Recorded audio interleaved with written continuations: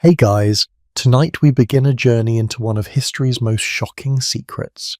A medieval custom so intimate, so uncomfortable that it would make even the most open-minded modern person blush. Imagine your wedding night, the most private moment of your life, but you are not alone. Your family is there, your friends are there, the priest is there.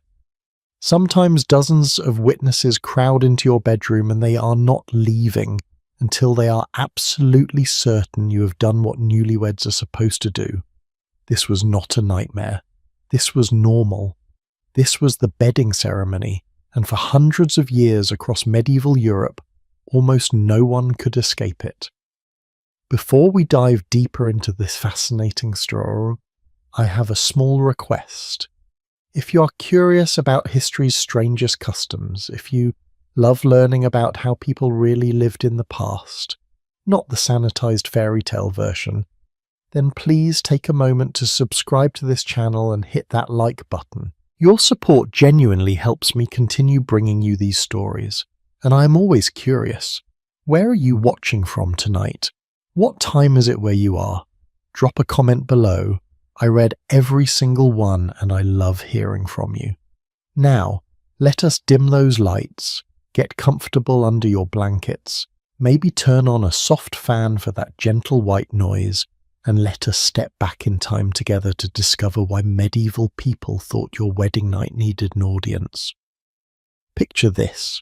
It is November 14th, 1501. St. Paul's Cathedral in London blazes with candlelight packed with nobility in their finest silks and velvets.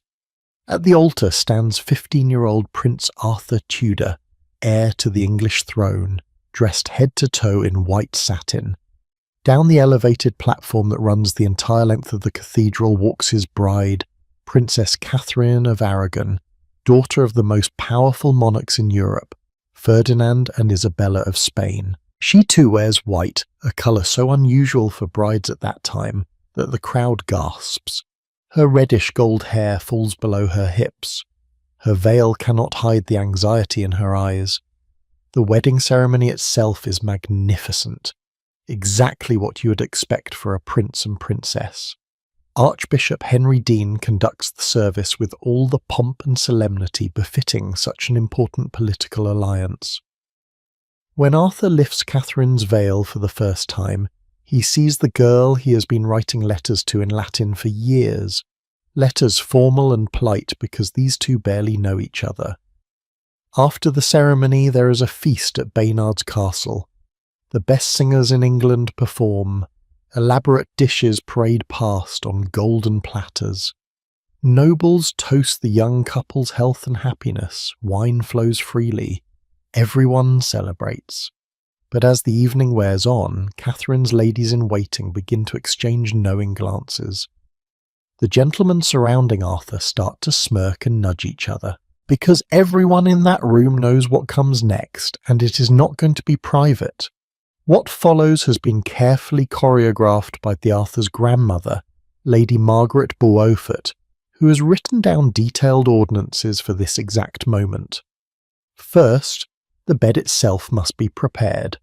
The Earl of Oxford, one of the most important nobles in England, personally tests the royal bed by laying down on it, rolling from one side to the other, checking that nothing protrudes from the mattress that could harm the prince and his bride.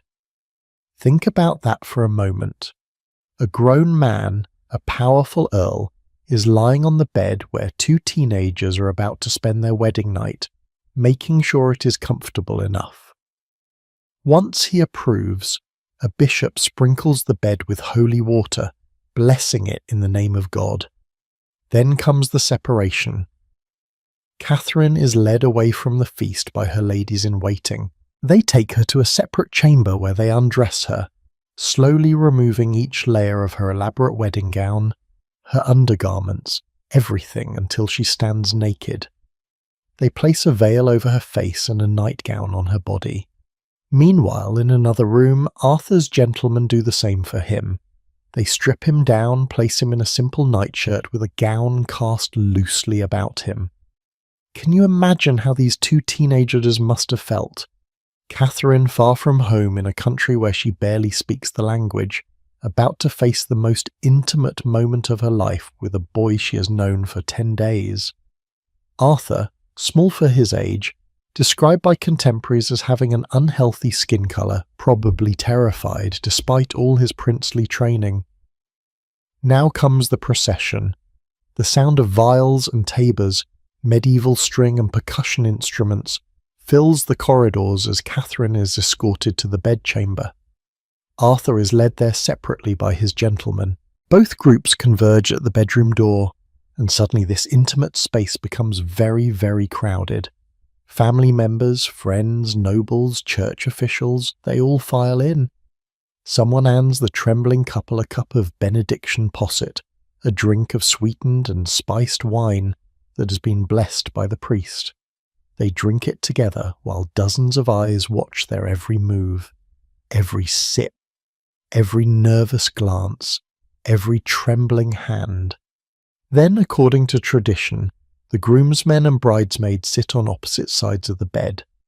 The couple is placed between the sheets, reverently, the official record says, as if that word makes this any less mortifying. And then begins what was called the divination custom of throwing the stocking. The attendants have taken the stockings that Arthur and Catherine wore earlier. Now, sitting with their backs to the centre of the bed, they take turns throwing these stockings over their shoulders at the newlyweds. If a groomsman hits Catherine or if a bridesmaid hits Arthur, superstition says that thrower will be the next to marry. So picture this scene. You're 15 years old, lying in bed in your nightclothes next to someone you barely know, and your relatives are pelting you with hosiery while making bawdy jokes and laughing uproariously. Finally, mercifully, the curtains around the bed are drawn. The crowd retreats. Arthur and Catherine are left alone at last. But here is the thing that we need to understand. For Prince Arthur and Princess Catherine, this was actually one of the more discreet bedding ceremonies of medieval Europe. They got privacy for the actual intimate act. In other parts of Europe, in other circumstances, that privacy did not exist at all. In some Scandinavian weddings, witnesses would literally stay in the room. In Iceland, the marriage was not considered legally valid unless at least 6 men witnessed the couple in bed together. 6 men watching. Now I know what you are thinking. You're thinking, what on earth were these people thinking? How could anyone consider this normal? And that is exactly the question we need to explore tonight. Because the bedding ceremony was not about voyeurism or perversion. It was about something that medieval people took incredibly seriously. Proof. You see, in our modern world, when 2 people get married, they sign some papers, maybe say some vows, and that is it. The marriage is legal. Done. But in medieval Europe, marriage was not just a romantic union. It was a legal contract, a property transfer, a political alliance, and potentially the foundation for inheritance of land, titles, and power. And like any important contract, it needed to be witnessed and proven. The consummation, that is, the couple's first sexual intercourse, was not just a private, intimate moment. It was the final seal on the marriage contract. Without it, the marriage could be annulled, declared invalid as if it never happened. This was especially crucial for royal and noble families. If a princess married a prince but they never consummated the marriage, either party could potentially void the entire arrangement. Think about what that meant politically. Imagine Spain and England making a huge alliance through Arthur and Catherine's marriage, with treaties signed, dowries paid, armies potentially pledged to support each other, and then the marriage gets annulled because no one could prove it was consummated. The international implications would be staggering. So the bedding ceremony existed to create witnesses, people who could stand up in court if necessary and say, yes, I was there, I saw them go to bed together as husband and wife, the marriage was completed. In England, this usually meant witnessing the couple entering the bed together and then leaving them in privacy. But the legal systems in other parts of Europe were even more strict, even more invasive. In Iceland, as I mentioned, you needed 6 male witnesses minimum. Not 5, not 7, exactly 6. And they needed to actually see the couple in the bed together, not just hear that they were in there somewhere. In many Swedish provinces during the medieval period, the bedding ceremony was not considered optional or traditional. It was required by law for the marriage to be complete. Without it, you were not legally married, no matter what vows you had said in church, no matter what papers you had signed. The Swedish legal code spelled it out explicitly. Public bedding was essential. Later, royal decrees modified this requirement, but for hundreds of years, Swedish couples had no choice. Your wedding night was going to have witnesses, whether you liked it or not. And here is where it gets even more complicated. In Scotland, the rules were different, but somehow even more chaotic. Scottish law said that marriage was formed by simple consent. You did not even need a church ceremony or consummation for the marriage to be valid. And yet, bedding rituals were widespread throughout Scotland anyway. Why? Because people wanted that extra layer of certainty. They wanted someone to see them in bed together, just in case questions arose later.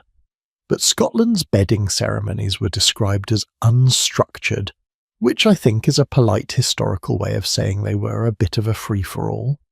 The weirdest part: there are documented cases where a couple who was not married could be forced into marriage if someone stumbled upon them in bed together. That person, just some random witness, could pronounce them husband and wife on the spot. Talk about pressure. But let us return to Arthur and Catherine for a moment, because their story does not have a happy ending. After that elaborate wedding, after that uncomfortable bedding ceremony, they were sent to Ludlow Castle on the Welsh border. Arthur was supposed to govern Wales from there. They'd barely been married 6 months when both of them fell seriously ill in March of 1502. Catherine survived. Arthur did not. He died on April 2nd, 1502, at just 15 years old. And then something fascinating happened that shows us exactly why the bedding ceremony mattered so much. Catherine insisted, for the rest of her life, that her marriage to Arthur had never been consummated. She claimed she came to her second husband, Arthur's younger brother, who became King Henry VIII, as a virgin. But there were witnesses from that wedding night. There were people who had been in that room, who had watched the couple being put to bed together. Years later, when Henry VIII wanted to divorce Catherine, his lawyers would use those witnesses to argue that her marriage to Arthur had been consummated, making her marriage to Henry invalid under church law, which forbade a man from marrying his brother's widow if that first marriage had been consummated. One of the most poignant witnesses they tried to find was a woman named Catalina of Motril, who had been Catherine's enslaved servant. Catalina was the one who made the bed, who prepared the chamber, who attended to what the Spanish sources delicately called other secret services of Her Highness's chamber. If anyone knew the truth about what happened, or did not happen, between Arthur and Catherine that night, it would have been Catalina. The Spanish searched for her testimony desperately in 1531, 30 years after that wedding night. Think about that. A woman's entire life, a king's claim to annul his marriage, international relations between England and Spain, all potentially hinging on what some witnesses saw or thought they saw on one November night in 1501. This is why medieval people took the bedding ceremony so seriously. It was not just tradition. It was not just entertainment for bored nobles. It was legal protection, political insurance, and social validation all rolled into one deeply uncomfortable custom. The ceremony created a paper trail, or rather a witness trail. It meant that if anyone ever questioned whether a marriage was real, whether it had been completed properly, whether heirs born from that union were legitimate, there were people who could testify. They had been there. They had seen it. Case closed. But weddings like Arthur and Catherine's, royal weddings with all their elaborate protocols, represent only one version of the bedding ceremony.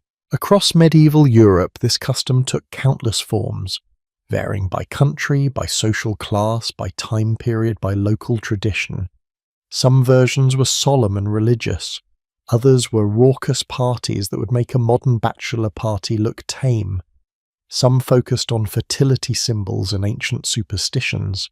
Others were purely about legal documentation. And as we will discover, the experience of a royal couple like Arthur and Catherine was vastly different from what a peasant couple in a village or a merchant family in a growing city might go through on their wedding night. The bedding ceremony reveals something profound about how differently medieval people thought about marriage, about privacy, about the relationship between the individual and the community. They lived in a world where almost nothing was truly private, where your neighbours knew your business, where the walls of your home were thin, where extended families often shared living spaces. The idea that your wedding night should be completely private, that no one should know anything about your intimate life, that is a modern concept, and a relatively recent one at that. So as we continue this journey tonight through the strange, fascinating, sometimes disturbing world of medieval bedding ceremonies, I want you to try something. Try to set aside your modern sensibilities for a moment. Try not to judge these people by our standards. Instead, let us try to understand their world, their fears, their needs, their logic. Because once we do that, the bedding ceremony starts to make a strange kind of sense. It was uncomfortable, yes. It was invasive by our standards, absolutely. But in a world without photography, without video, without reliable written records accessible to common people, without modern notions of privacy, in that world, having witnesses to important life events was how you proved things happened. It was how you protected yourself legally. It was how you ensured that contracts were honoured and that no one could later claim ignorance or deception. And now that we understand why this custom existed, why medieval people considered it necessary despite its obvious discomfort, we are ready to go deeper. In the next part of our story, we will explore the specific laws that made bedding ceremonies not just traditional, but legally required in many places. We will look at cases where marriages were annulled, where lives were destroyed, where fortunes were lost, all because of what did or did not happen during a bedding ceremony.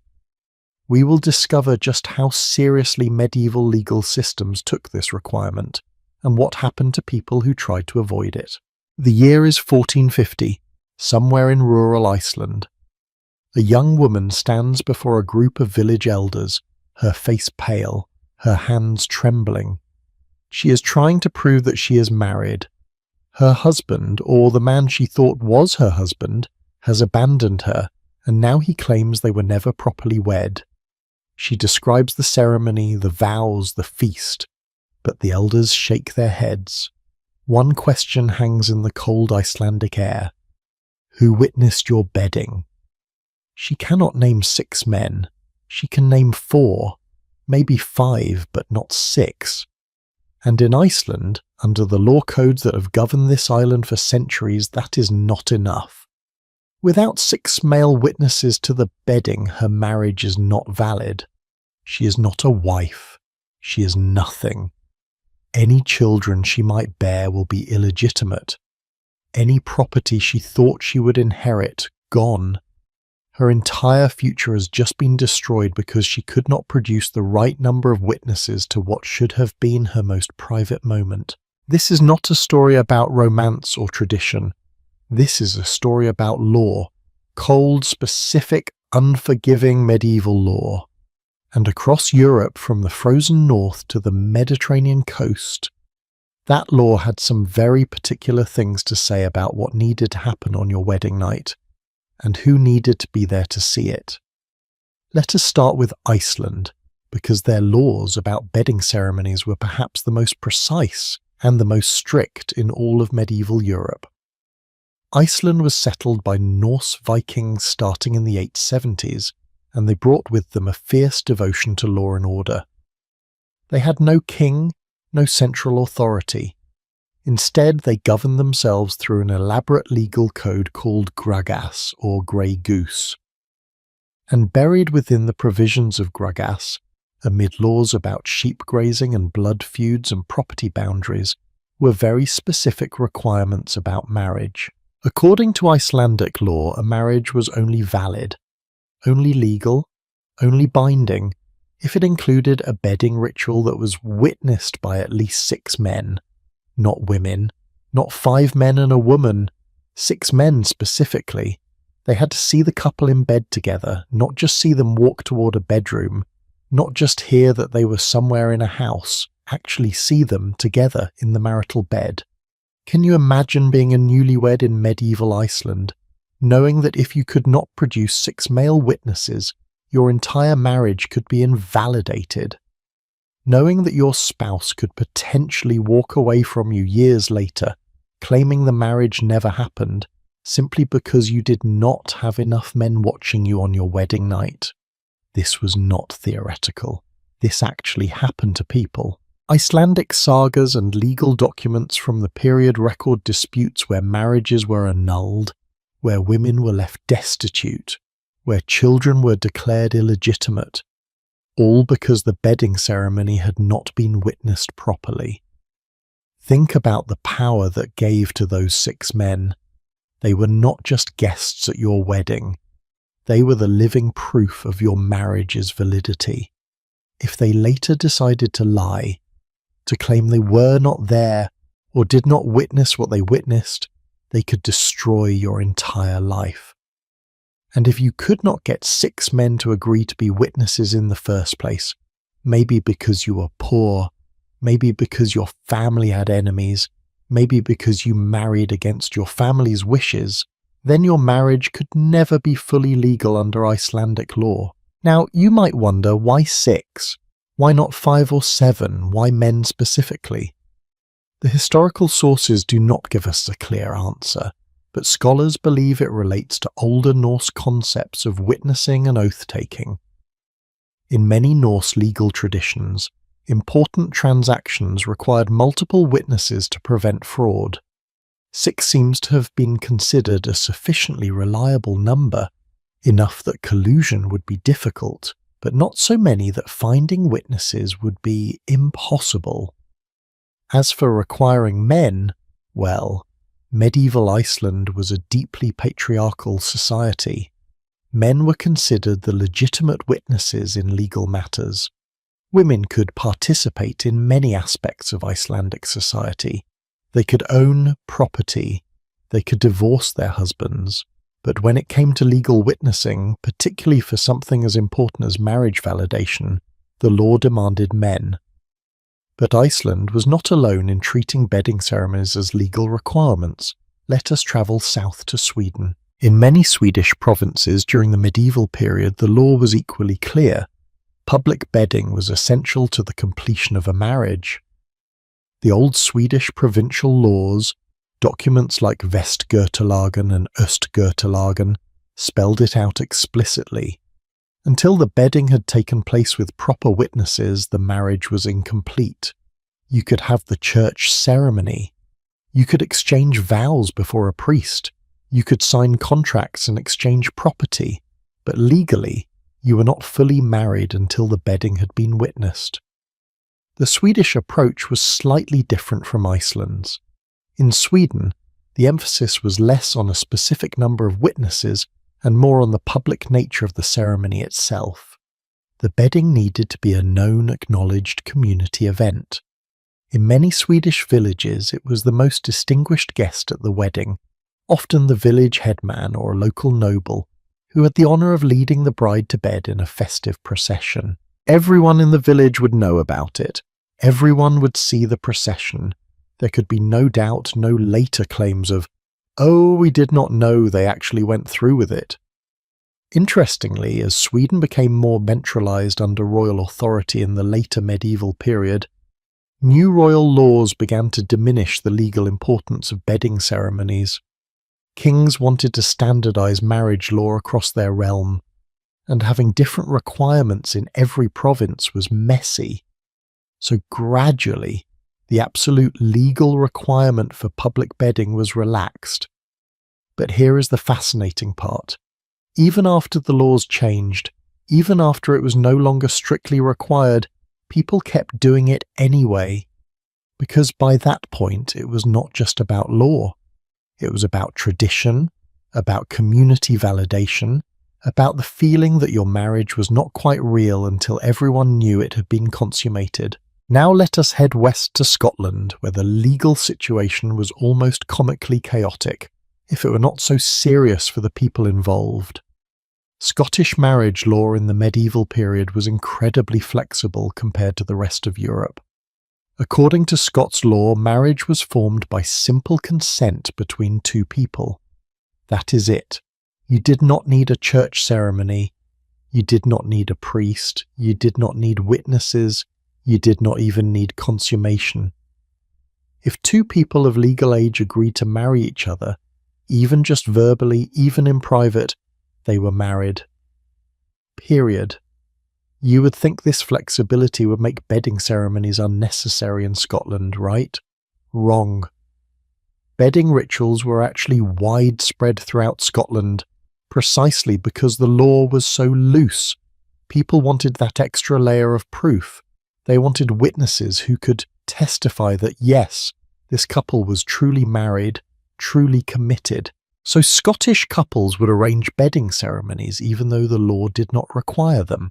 But Scottish bedding ceremonies were described by contemporary sources as unstructured. There was no standard protocol, no specific number of witnesses required, no official procedure. People just wanted someone, anyone, to see them in bed together. And this led to some truly bizarre situations. Because if just being seen in bed together was enough to prove marriage in the eyes of the community, then conversely, being caught in bed together could be used as proof that you were married even if you did not want to be. There are documented cases from medieval Scotland where an unmarried couple was found in bed together.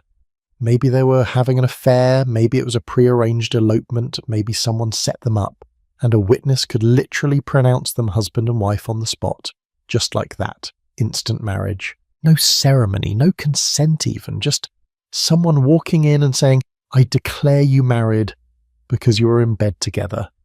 Think about how that could be weaponized.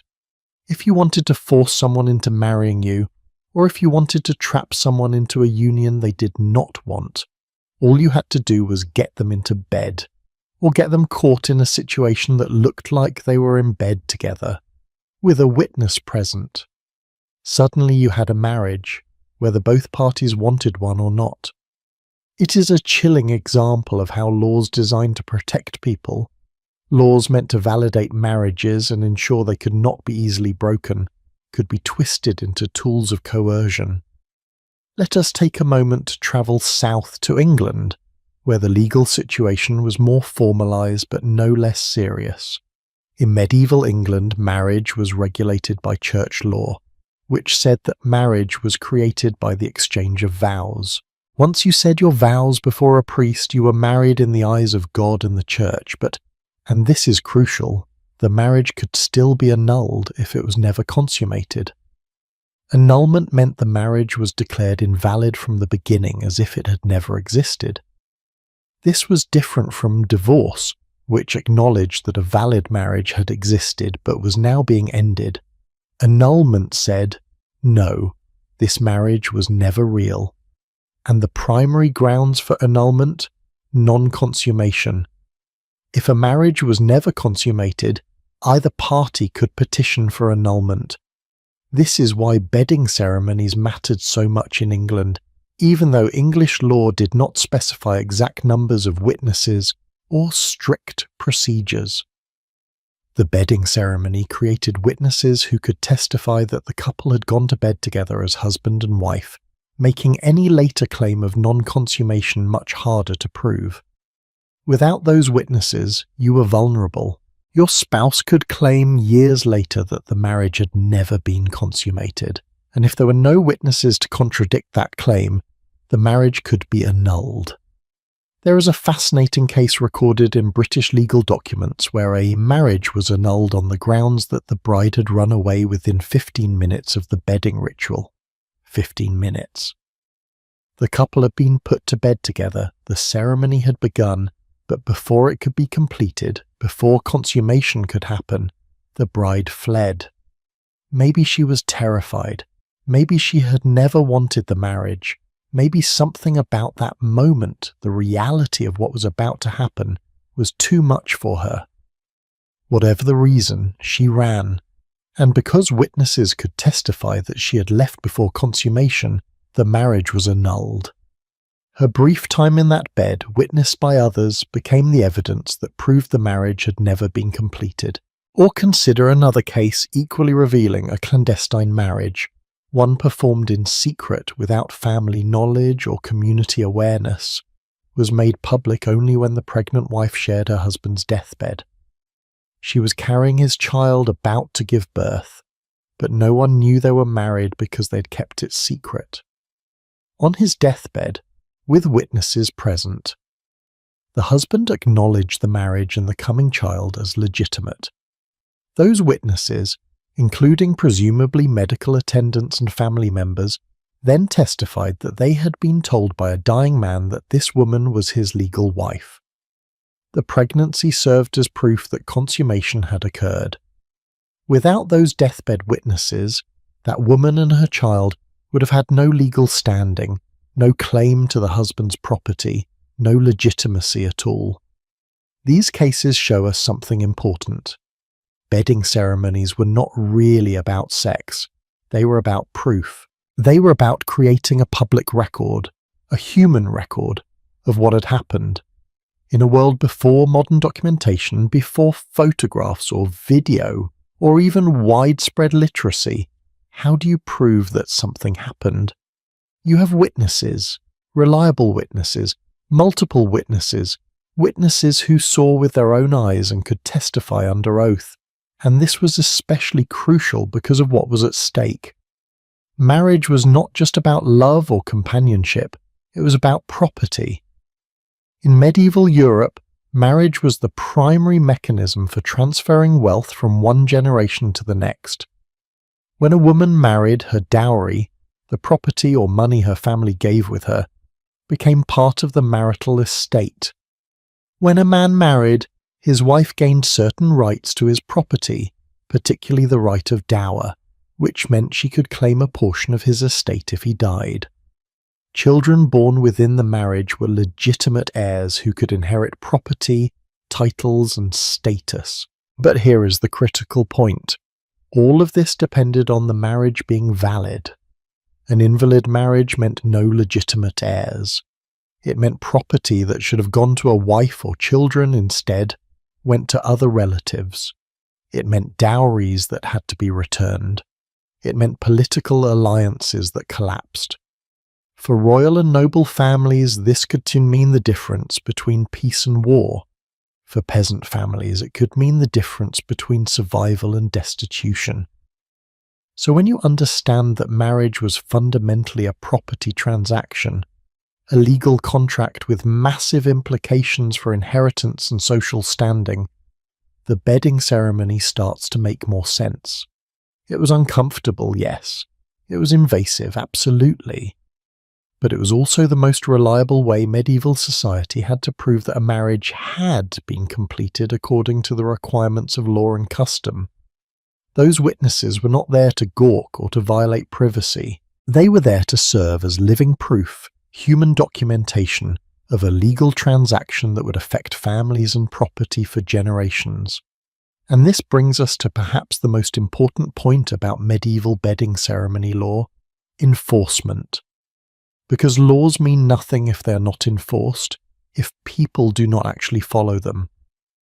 And medieval Europe had some very interesting ways of ensuring that bedding ceremonies happened, and happened properly. In communities where bedding was legally required, social pressure was immense. If you tried to skip the ceremony, rumours would start. People would whisper. Your marriage might be considered suspect. Other families might refuse to do business with you. In some cases, church officials would refuse to record the marriage or grant certain rights to the couple until they received testimony from witnesses about the bedding. But there was also positive incentive. Participating in someone else's bedding ceremony as a witness gave you status. It meant you were trusted, respected, considered reliable enough to provide legal testimony if needed. For common people, being asked to witness a bedding ceremony was an honour. It meant the couple valued your presence and your word. And for the couple themselves, having prestigious witnesses, a local lord, a wealthy merchant, a church official, added legitimacy and status to their marriage. The better your witnesses, the more unimpeachable your marriage became. So we can see that across medieval Europe, from Iceland to Scotland to England and beyond, bedding ceremonies were not just quaint traditions. They were legal necessities woven into the fabric of how marriage worked as an institution. The specific requirements varied: 6 witnesses here, public processions there, simple consent somewhere else. But the underlying principle remained the same. Marriage needed to be proven, and consummation was the final proof. Without witnesses to that consummation, or at least to the couple entering the marital bed together with clear intent, the marriage remained vulnerable to challenge, to annulment, to being erased as if it had never been. And now, having understood the cold, hard legal reasons why bedding ceremonies existed, we are ready to see what they actually looked like when royalty was involved. Because if you thought the legal requirements were intense, wait until you see what happened when kings and queens and princes and princesses got married. The pageantry, the protocols, the sheer spectacle of royal bedding ceremonies took this already uncomfortable custom and amplified it into something truly extraordinary and extraordinarily invasive. Let us step inside palaces and see how the powerful performed their wedding nights under the watchful eyes of courts, countries, and history itself. When King Charles II of England drew back the bed curtains himself with his own royal hands to reveal his niece and nephew lying together in their marriage bed, when he did this in front of assembled courtiers, ambassadors, and nobles, he was not being scandalous or inappropriate by the standards of his time. He was performing his duty. The year was 1607, the couple was Princess Mary of England and Prince William of Orange. And what happened in that bedroom was not just a family matter. It was a matter of state. Because when royalty married, their wedding night became political theatre, diplomatic proof, and dynastic insurance all rolled into one very public, very uncomfortable performance. If you thought the legal requirements we explored were invasive, the reality of royal bedding ceremonies took that invasion and transformed it into grand spectacle. Imagine not just having witnesses, but having those witnesses be kings, queens, ambassadors from foreign courts, high-ranking nobles and church officials. Imagine your bedroom being prepared like a stage set, with every detail choreographed, every moment laden with political significance. Imagine knowing that what happens, or does not happen, in that bed tonight could affect international relations, military alliances, the stability of kingdoms. That was the reality for royal newlyweds throughout medieval and early modern Europe. Let us begin with what might be the most elaborate, most documented royal bedding ceremony of all, the marriage of King James IV of Scotland to Princess Margaret Tudor of England in 1503. This was not just any wedding.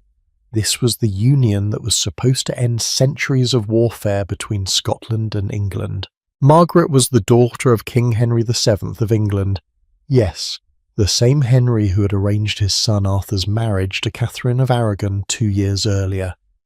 James was the Scottish king, powerful and ambitious. Their marriage was a peace treaty wrapped in silken ceremony.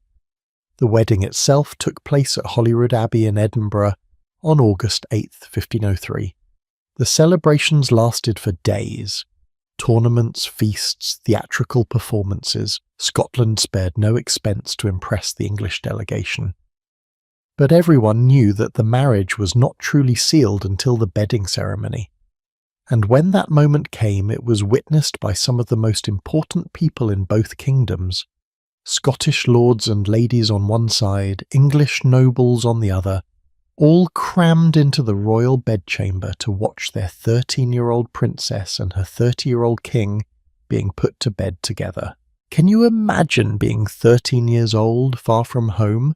Margaret had travelled for weeks to reach Scotland, surrounded by strangers speaking with accents you could barely understand, and now, being undressed and placed in bed while dozens of powerful adults watched.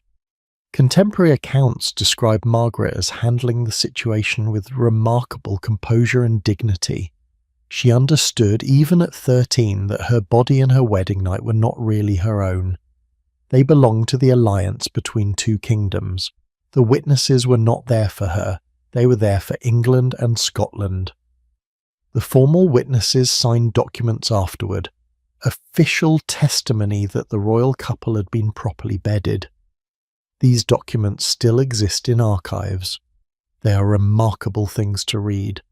Dry legal language describing one of the most intimate moments of two people's lives reduced to bureaucratic proof. On this day we the undersigned witnessed, and then a list of names, some of the most powerful people in Britain, all confirming that yes, they had seen the king and his young queen in their marital bed.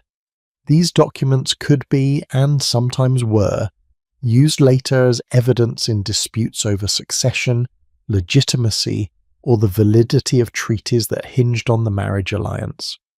But Scotland was not unique in this practice. Let us cross the North Sea to Sweden in 1654, where something even more elaborate was about to unfold. King Charles X Gustav of Sweden was marrying Hedvig Eleonora of Holstein-Gottorp, a German princess. This was a major diplomatic coup for Sweden, which was at the height of its power as a European military force. The wedding was designed to showcase Swedish might and magnificence, and the bedding ceremony? It was turned into something approaching a theatrical production. The ceremony was documented in extraordinary detail by a court artist named Jürgen Ovens, who created paintings and drawings of the event. What they show us is remarkable. First, the bed itself was not just a bed. It was a masterpiece of craftsmanship specially commissioned for the occasion. The headboard was carved and gilded. The canopy, called a ciel de lit in French court terminology, was made of the finest fabrics, embroidered with the royal arms of both Sweden and Holstein-Gottorp. The bed curtains were thick velvet lined with silk. The mattress itself had been tested for comfort and safety. Nothing was left to chance. On the wedding night, a formal procession led the bride to the bedchamber. And who led this procession? The Mayor of Stockholm himself, not a family member, not a lady-in-waiting, the Mayor, representing the city and the civil authority of the realm. Behind him came the bride, dressed in an elaborate nightgown that had been blessed by church officials. Behind her came noble ladies, each carrying some item needed for the ceremony: pillows, blankets, a cup for the benediction drink. The whole parade moved through the palace corridors while musicians played solemn wedding music. Meanwhile, in another part of the palace, a similar procession was forming for the groom. Male nobles surrounded Charles X Gustav, preparing him for bed. Once both processions converged at the bedchamber, the real ceremony began.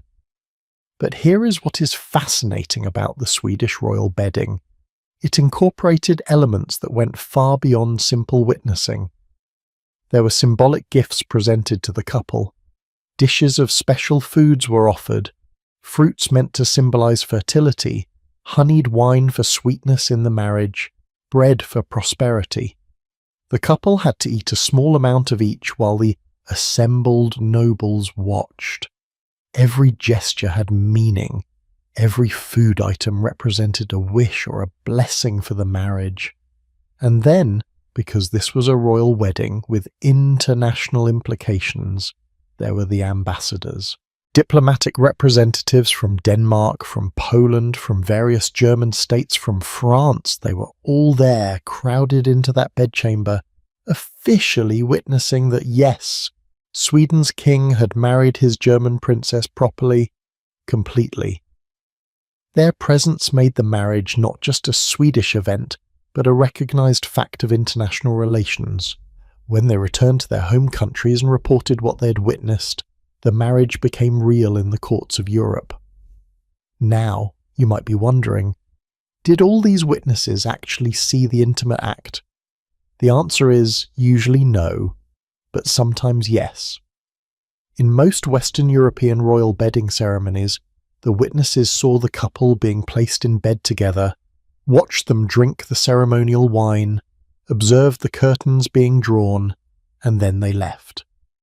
The actual consummation happened in private, but the witnesses could testify that the couple had gone to bed together with every intention of consummating the marriage, and that was considered sufficient proof. However, and this is where it gets even more uncomfortable, there were exceptions. When there was particular doubt about a groom's ability to perform, or when political stakes were extraordinarily high, witnesses might remain in the room. They would not watch directly. Usually they would stand behind the bed curtains or in an adjoining space, but they would listen.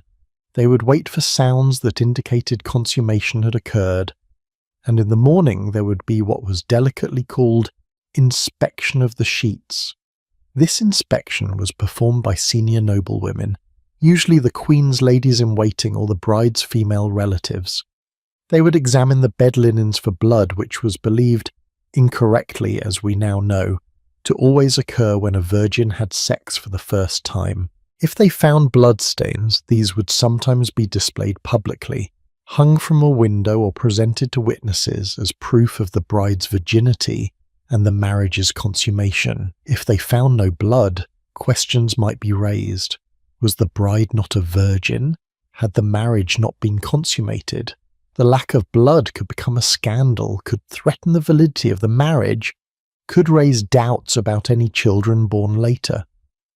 There is a particularly poignant example of this from France. When King Louis XVI married Marie Antoinette in 1770, admittedly this is a bit later than the medieval period, but it shows how long these customs persisted. Their marriage famously went unconsummated for 7 years. 7 years. And everyone knew about it because of the bedding ceremony witnesses. On their wedding night, the teenage couple had been put to bed together with all the proper ceremony. But Louis, who was awkward and uncertain, possibly had a medical condition that made intercourse difficult. The couple did not consummate the marriage that night, or for many nights after. The witnesses, of course, could not testify to actual consummation. The ladies who inspected the sheets found nothing, and because this was the French royal family, because the whole point of the marriage was to produce an heir, this became a massive political problem. Ambassadors sent reports back to their countries about the unconsummated royal marriage. Court gossip was vicious. Marie Antoinette's mother, the Empress Maria Theresa of Austria, sent increasingly frantic letters demanding to know why there was no pregnancy, no heir. The poor couple's intimate difficulties became a matter of international concern, all because the bedding ceremony witnesses had created a record, or rather a lack of record, of what had or had not happened. But let us return to our earlier period and talk about England, because English royal bedding ceremonies had their own particular character. Remember King Charles II, whom we mentioned at the beginning? He was notorious for his involvement in bedding ceremonies, and not always in ways that seem appropriate even by medieval standards. At the wedding of his niece Mary to William of Orange, Charles did not just draw the curtains.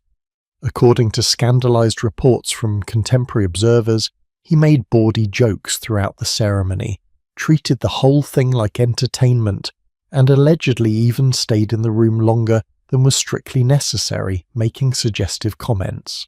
Why would a king behave this way? Partly because Charles was known for his libertine personality. He had numerous mistresses and illegitimate children, and was not exactly prudish about sexual matters. But also because, by his time, bedding ceremonies were beginning to be seen as old-fashioned, slightly ridiculous customs that people performed out of obligation rather than genuine belief in their necessity. Charles was almost mocking the ceremony even as he participated in it. He was caught between two worlds: the old medieval world where bedding ceremonies were sacred, serious rituals, and the emerging modern world where they were becoming embarrassing anachronisms. Yet despite his joking, the ceremony still happened. Why? Because diplomatic marriages still required proof. When Mary married William, it was not just a family union, it was England aligning itself with the Netherlands against France. The marriage needed to be unimpeachable, beyond question. So even though people like Charles might joke about it, even though the cultural attitude was shifting, the ceremony persisted because the political and legal needs remained. Now let us talk about something that might surprise you: the role of furniture in royal bedding ceremonies, because these were not just any beds, they were political statements in themselves. Royal beds during this period were among the most expensive pieces of furniture ever created. A proper royal bed, the kind used in important bedding ceremonies, could cost more than a large house. The bed used for important diplomatic marriages might be commissioned months in advance, designed specifically for the occasion. These beds had carved wooden frames, often gilded with real gold. The headboards might be 8 or 10 feet tall, carved with the coats of arms of both families being united. The canopies were architectural marvels, held up by carved posts, draped with fabrics that had been embroidered by the finest craftspeople in the kingdom. We are talking about hundreds or even thousands of hours of labour going into the creation of a single bed. And why? Because when ambassadors and nobles filed into that bedchamber to witness the bedding, they were being shown more than just a couple. They were being shown the wealth, the power, the prestige of the kingdom. There are records of royal beds being loaned between families for particularly important marriages. If a noble family could borrow the king's bed for their daughter's wedding, it elevated the entire ceremony. It signalled royal approval and added legitimacy. Similarly, some royal beds became famous, were used for multiple generations of marriages, became almost legendary objects. The bed itself became part of the witness testimony. They were married in the great bed that has been used for royal weddings since the time of King so-and-so. The continuity of the bed connected each new marriage to a long line of dynastic unions. And there were more practical considerations too. Remember the Earl of Oxford testing Arthur and Catherine's bed? That was not unique. Before important royal bedding ceremonies, someone, usually a high-ranking official, would physically inspect the bed. They would lie down on it, feel the mattress, make sure nothing sharp protruded, ensure the structure was sound. This was partly about safety and comfort, but it was also about ensuring there could be no excuses later. If a marriage was not consummated, the groom could not claim the bed was uncomfortable, or that something about the sleeping arrangements made consummation impossible. The pre-inspection removed any such defences. One more aspect of royal bedding ceremonies deserves our attention: the timing. These ceremonies did not happen immediately after the wedding feast. There was often a structured progression to the evening. First, the feast would continue for hours with entertainment, musicians, dancers, perhaps theatrical performances. This served multiple purposes. It gave the bride and groom time to gather their courage. It allowed the wine to flow freely, helping everyone relax a bit. But it also built anticipation, kept the witnesses, particularly the important diplomatic witnesses, present and engaged. Then, at a designated moment, the ceremony would begin. Attendants would approach the bride and groom separately, whispering that it was time. The couple would rise from the feast table, and the processions would form. But even then, There were more steps. The separate undressing ceremonies could take half an hour or more, because these were elaborate garments that could not be quickly removed. The processions through palace corridors, with their music and formality, added more time. By the time the couple actually reached the bed, hours might have passed since the wedding ceremony itself. Exhaustion was a real factor. Imagine being on display for that long, knowing what was coming, unable to escape or take a private moment. For young brides especially, and remember, many royal brides were 13, 14, 15 years old, this extended ordeal must have been terrifying. They were often married to much older men they barely knew, in foreign countries where they did not speak the language well, surrounded by strangers, and now facing the most intimate moment of their lives as a public performance. When historians talk about the trauma of arranged marriages, this is part of what they mean. Not just the marriage itself, but the brutal publicity of the bedding ceremony. Yet for all this discomfort, for all the invasion of privacy, we must remember, to the people of the time this made sense. Royal marriages were too important to be left to trust. Too much depended on them. Peace between nations, inheritance of vast territories, the legitimacy of heirs who might one day rule millions of people. The bedding ceremony, uncomfortable as it was, provided certainty in an uncertain world. It gave diplomats something concrete to report. It gave legal scholars evidence to cite. It gave subjects reassurance that their rulers' marriages were legitimate and that the line of succession was secure.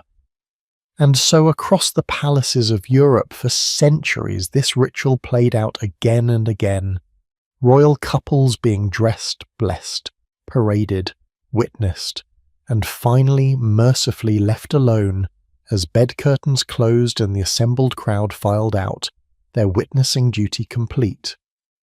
Each ceremony was unique in its details, but all shared that same fundamental purpose: to make private intimacy into public proof, to transform a wedding night into a political document written in silk and witnessed by the powerful.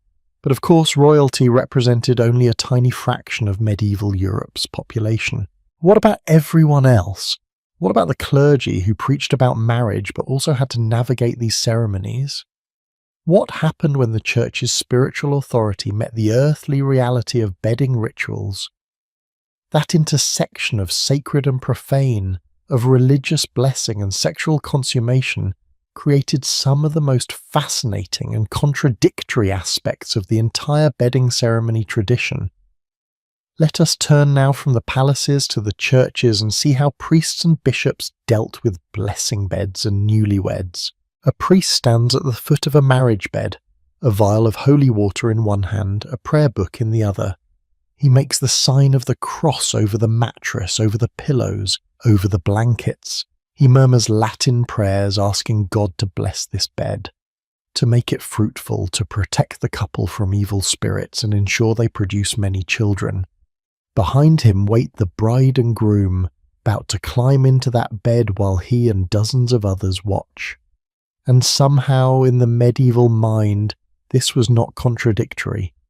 A man of God, sworn to celibacy, blessing a bed where sexual intercourse was about to happen. The sacred meeting the profane in the most intimate space imaginable. This was the Church's complicated dance with the bedding ceremony, simultaneously blessing it and trying to control it, sanctifying it while being deeply uncomfortable with it. The Catholic Church's relationship with marriage in medieval Europe was nothing if not complex. On one hand, the Church taught that marriage was a sacrament, one of the 7 holy rites through which God's grace flowed to humanity. Marriage was sacred, instituted by God Himself in the Garden of Eden. On the other hand, the Church also taught that celibacy was the higher calling, that virginity was more pleasing to God than marriage, that sexual desire, even within marriage, was tainted by original sin. So when it came to bedding ceremonies, the Church found itself in an awkward position, trying to bless and sanctify something it considered spiritually inferior to complete abstinence. Let us begin with the priest's blessing of the bed, because this was often the first official church involvement in the bedding ceremony. The practice varied somewhat by region and time period, but the basic structure remained fairly consistent across medieval Europe. After the wedding ceremony in the church, after the feast, when the time came for bedding, a priest, sometimes the same one who had performed the marriage, sometimes a different cleric, would be summoned to the bedchamber. He would arrive carrying items of religious significance, holy water that had been blessed by a bishop, sometimes a relic of a saint, occasionally holy oil used for anointing. The bed blessing ritual itself could be quite elaborate. The priest would walk around the bed, sprinkling holy water at each corner while reciting prayers.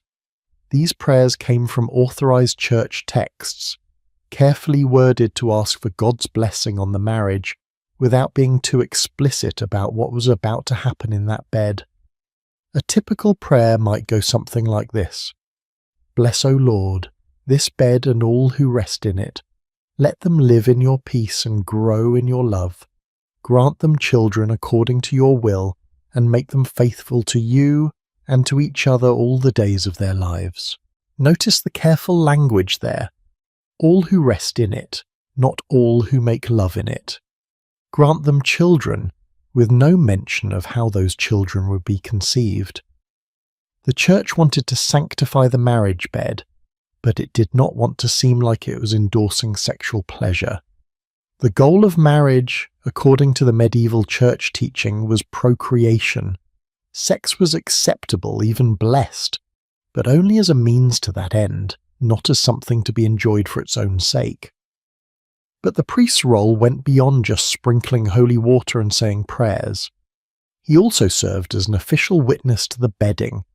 His presence added religious authority to the ceremony, making it not just a legal or social ritual but a sacred one.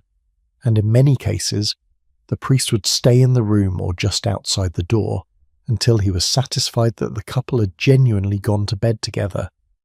His testimony could be crucial if the marriage was ever challenged. A priest's word carried more weight in court than a layperson's, so having clerical witnesses to the bedding was especially valuable for families concerned about potential annulment attempts. And then there was the benediction posset, that cup of spiced wine we have mentioned before. This drink was not just any wine, it had to be specially prepared and then blessed by a priest, who would make the sign of the cross over it and pray that it would bring sweetness and joy to the marriage. The recipe for benediction posset varied, but most versions included wine or ale, honey, spices like cinnamon and nutmeg, and sometimes milk or eggs to make it richer. The couple would drink from the same cup, taking turns while witnesses watched. This shared drinking had symbolic weight. It represented the unity of the marriage, the two becoming one, but it also had a practical purpose. The alcohol helped nervous newlyweds relax. Now here is where things get interesting. The church authorities who wrote about marriage in theological texts, who developed the doctrine and the rules, were almost all celibate men, bishops, abbots, theologians who had never married and never would. They were trying to regulate and sanctify an experience they would never have. Can you imagine the cognitive dissonance? These men spent their days studying scripture and church fathers, living in monasteries or cathedral cloisters, pledged to lives of sexual abstinence. And then they had to write the prayers and rules for bedding ceremonies, had to decide what was appropriate for couples to do on their wedding nights, had to bless beds they would never lie in with partners they would never have. This created some fascinating tensions. There are medieval church documents where bishops argued vehemently about details of bedding ceremonies. Should the priest stay in the room or wait outside? Should he bless the couple before or after they undressed? Should there be prayers after consummation or only before? These learned men debated questions about sexual logistics with an earnestness that would be comical if it were not so revealing of their discomfort. One particularly interesting debate centered on timing. Some church authorities argued that the bedding ceremony should happen immediately after the church wedding, while the couple was still in a state of grace from receiving the sacrament. Others countered that this would mean blessing the bed during daylight hours, which seemed inappropriate. Everyone knew that marital relations should happen at night in darkness with minimal visibility. The compromise that eventually emerged in most places was that the wedding would happen during the day, the feast would last into the evening, and the bedding ceremony would take place after dark, but while church officials were still sober enough to perform their duties properly. And speaking of church officials staying sober, this was a real concern. Wedding feasts were notorious for heavy drinking, and priests were not exempt from partaking. There are records of complaints from church reformers about priests who showed up to bless marriage beds while clearly drunk, who forgot the proper prayers, who made inappropriate jokes.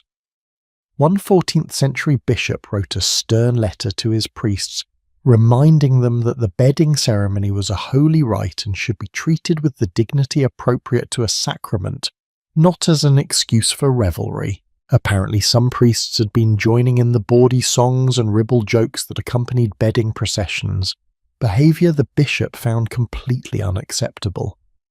But beyond the official church involvement, there was also a layer of folk religion and popular belief that surrounded bedding ceremonies, often making church authorities very uncomfortable. People wanted more than just holy water and formal prayers. They wanted charms, talismans, protections against evil, and so a whole tradition developed of herbal sachets and botanical blessings that existed in a grey area between church-approved ritual and pagan superstition. Consider rosemary. This herb was almost universally present at medieval European weddings, and especially at bedding ceremonies. Sprigs of rosemary would be scattered on the bed, woven into the bride's hair, sometimes even sewn into the mattress. Why rosemary? The folk belief was that rosemary ensured fidelity in marriage. Its evergreen nature, staying green through winter, symbolized enduring love.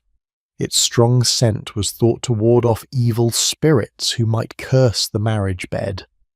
Church authorities were ambivalent about this. On one hand, rosemary was just a plant, seemingly harmless. On the other hand, attributing magical protective powers to an herb seemed dangerously close to witchcraft. The same ambivalence surrounded lavender, which was also extremely popular at bedding ceremonies. Lavender sachets would be tucked under pillows. Lavender water would be sprinkled on the sheets. The folk belief was that lavender promoted purity, protected virginity until the proper time, and then ensured successful consummation. Again, church authorities were uncertain. Was this just a pleasant-smelling herb, or were people engaging in magical thinking that contradicted Christian doctrine about God's sovereignty over fertility and marriage?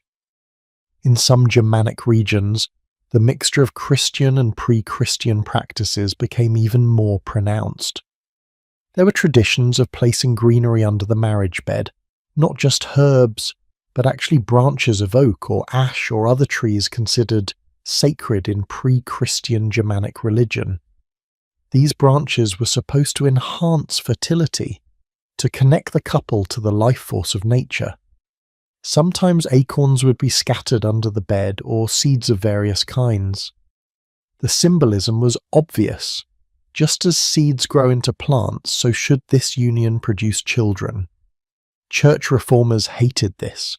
They saw it as paganism dressed up in wedding clothes, a continuation of old Germanic nature worship that Christianity was supposed to have replaced.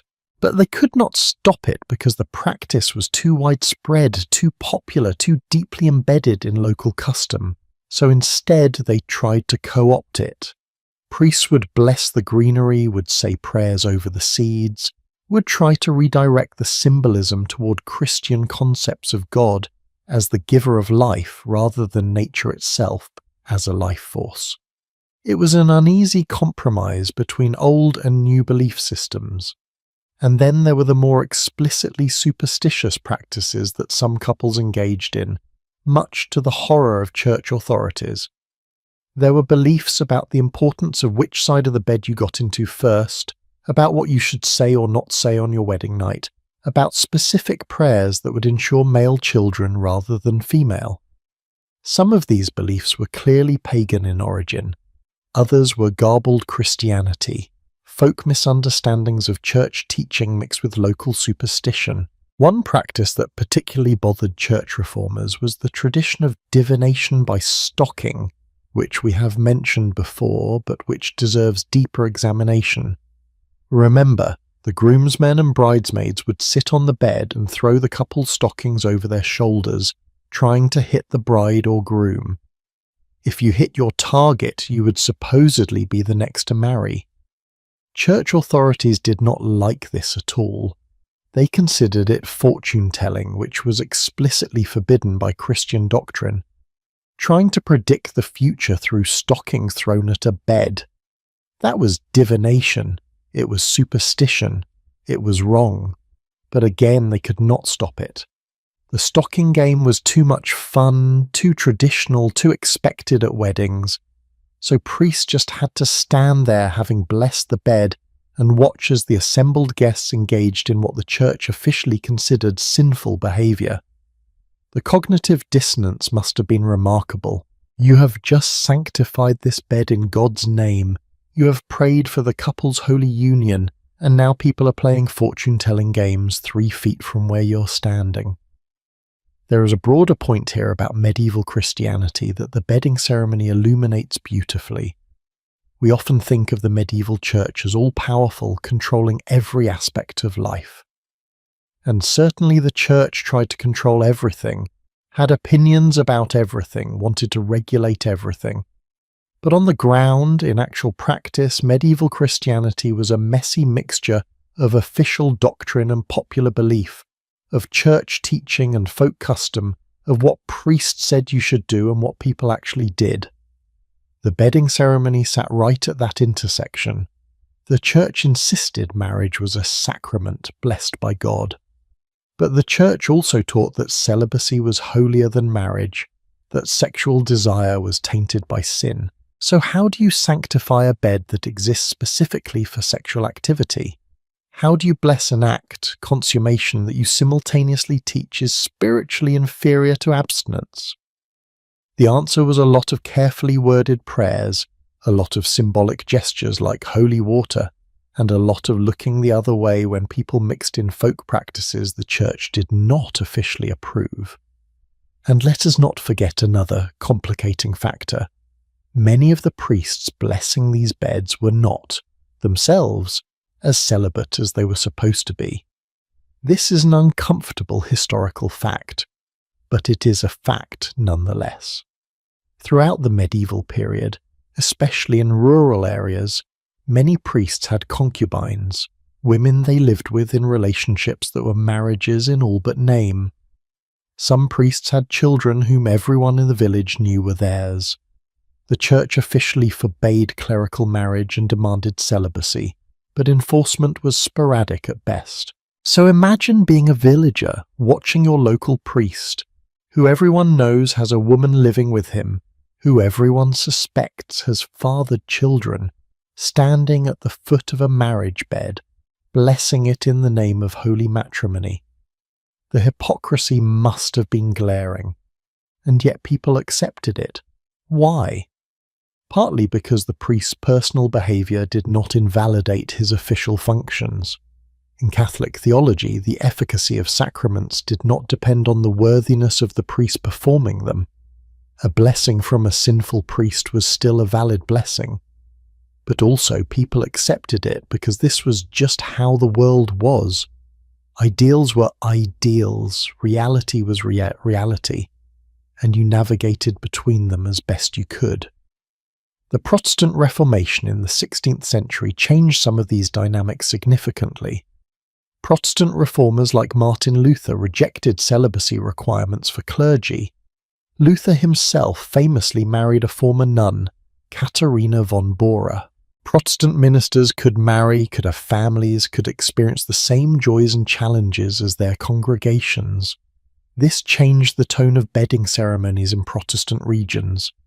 A married minister blessing a bed was not engaging in the same kind of cognitive dissonance as the celibate Catholic priest. He had been there, so to speak. He understood what he was blessing from personal experience. But the bedding ceremony itself remained uncomfortable for Protestants too, just for different reasons. Protestant theology emphasized Scripture alone as the source of religious authority, and there was no biblical mandate for bedding ceremonies. They were tradition, custom, but not commanded by God. Many Protestant reformers wanted to simplify and purify religious practice, to strip away medieval elaborations and return to biblical simplicity. Bedding ceremonies, with all their pageantry and ritual, looked to reformers like exactly the kind of human tradition that should be discarded. Yet even Protestant communities continued bedding ceremonies, because the social and legal needs remained. You still needed witnesses. You still needed to prove consummation. So Protestant bedding ceremonies became less overtly religious. Fewer prayers, less holy water, less clerical involvement, but they did not disappear. They just became more civic than sacred, more about community witnessing than divine blessing.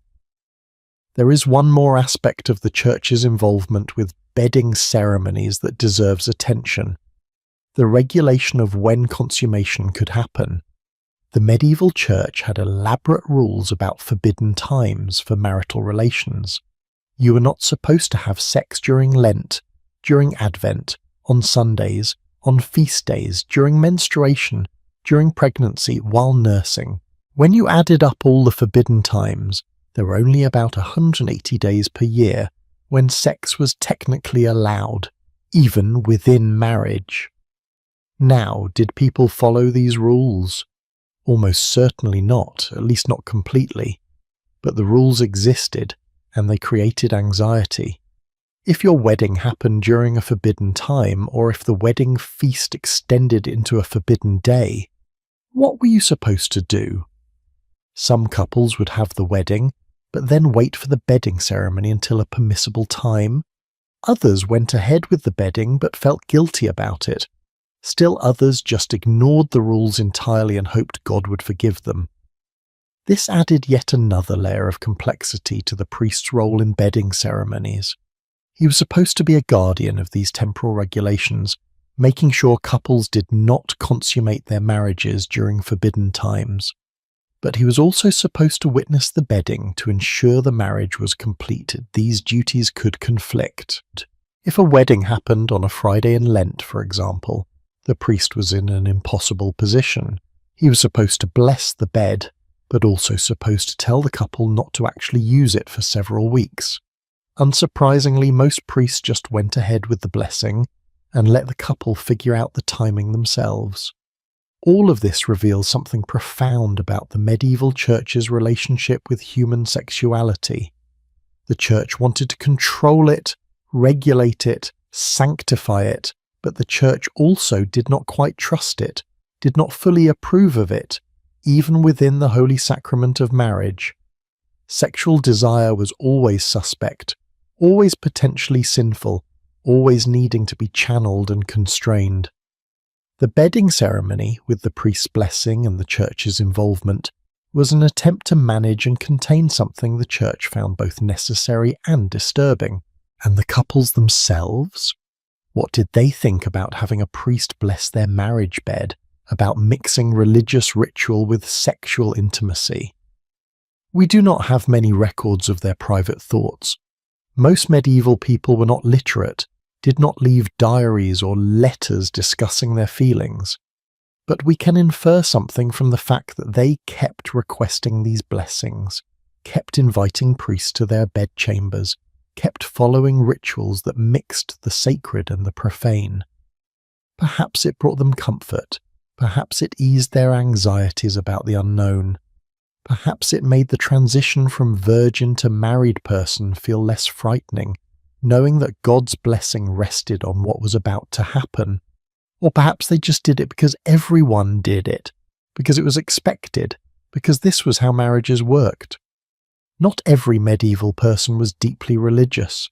Not everyone spent time pondering theological implications. For many, the priest's blessing was just another part of the wedding, like the vows or the feast or the procession. You did it because that is what you did, and you did not think too deeply about the contradictions or the complexities. But those contradictions and complexities were real, and they shaped the experience of medieval marriage in profound ways. The Church's uncomfortable dance with the bedding ceremony, blessing beds while preaching celibacy, sanctifying sex while teaching it was spiritually inferior, involving priests in the intimate moments while demanding priestly chastity. All of this created a culture where sexuality was simultaneously celebrated and feared, accepted and controlled, normal and dangerous. And now, having explored the legal requirements, the royal spectacles, and the religious dimensions of bedding ceremonies, we are ready to see what the actual ceremony looked like step by step. From the moment the feast ended to the moment the curtains finally closed around that blessed, witnessed, scrutinized bed. Let us walk through a medieval bedding ceremony in detail, watching each ritual, each gesture, each uncomfortable moment, and understanding what it all meant to the people who lived it. Close your eyes for a moment and try to transport yourself back in time. It is a warm summer evening in 1450, somewhere in the English countryside. You're 18 years old and you got married this morning in the village church. The ceremony was beautiful. The feast has been going on for hours. Roasted meats, fresh bread, honey cakes, barrels of ale that seem bottomless. Musicians have been playing, people have been dancing. Your new spouse sits beside you at the head table, and you've barely had time to speak to each other all day because there have been so many toasts, so many well-wishers, so much commotion. Your feet hurt from dancing, your head buzzes from the ale, and then, as the sun finally sets and torches are lit around the hall, you notice something. People are exchanging glances, smiling knowingly, and your stomach drops because you realize it is time for the part of the wedding nobody really talks about in polite company, but everyone knows is coming. The bedding ceremony is about to begin. What happens next follows a choreography that has been refined over centuries, a series of steps so ingrained in medieval culture that almost everyone knows their role without being told. And yet each step is designed to be slightly mortifying, slightly uncomfortable, a strange mixture of celebration and ordeal. Let us walk through it together, moment by moment, and feel what it must have been like to experience this most peculiar of medieval customs. The first signal comes subtly. Your mother, or perhaps an aunt or older sister, approaches you quietly amid the noise of the feast. She leans close and whispers something you have been both anticipating and dreading. It is time to prepare. Your spouse receives a similar message from his father or uncle or older brother. And just like that, the trajectory of the evening changes. What was a party becomes a procession towards something far more serious. But you do not go immediately to the bedroom. Oh no. First comes the separation and the undressing, and this happens in completely different parts of the house or manor or castle. You, the bride, are led away by a group of women, your female relatives, your friends, perhaps some of the more important women from the village if your family has status. They take you to a private chamber, and there they begin to undress you. Every single item of your wedding attire must be removed. The elaborate gown that took months to make or borrow, the special underthings, the flowers woven into your hair, the jewelry, everything. Now you might think this sounds simple, but remember, medieval clothing is not like modern clothing. A wedding gown of any quality has dozens of tiny buttons, laces that crisscross in complex patterns, multiple layers. Getting into it this morning required help from several people and took nearly an hour. Getting out of it now takes almost as long. And the whole time, these women are talking. Some are offering advice, the older married women dispensing wisdom about what to expect, how to behave, what will please your new husband. Some are making jokes, trying to ease your nervousness with bawdy humour that makes you blush. Some are reminiscing about their own wedding nights, sharing stories that are meant to be reassuring, but somehow make you even more anxious. Just lie still and think of something pleasant, one aunt advises. It will be over soon enough. Do not be frightened if there is pain, another adds, with what she probably thinks is helpful honesty. That is normal for the first time. Make sure you show proper modesty, says a third, contradicting the earlier advice to relax. A good wife is demure and obedient. Can you imagine trying to process all these conflicting messages while strangers undress you, and you know that in a few minutes you will be paraded through corridors toward a bed where your new husband and several dozen other people are waiting? The psychological pressure must have been enormous. Meanwhile, in another chamber, your groom is going through his own version of this ritual. The men around him are louder, more boisterous. There is a lot of backslapping, a lot of jokes about his upcoming performance, a lot of advice that is probably more crude than helpful. They strip him down just as thoroughly as you are being stripped, because both bride and groom need to be in their nightclothes for the ceremony. For him, this means a simple nightshirt, usually white linen, loose and falling to about mid-thigh. Sometimes a robe or gown is placed over it for the procession. For you, the bride, the nightgown is more elaborate.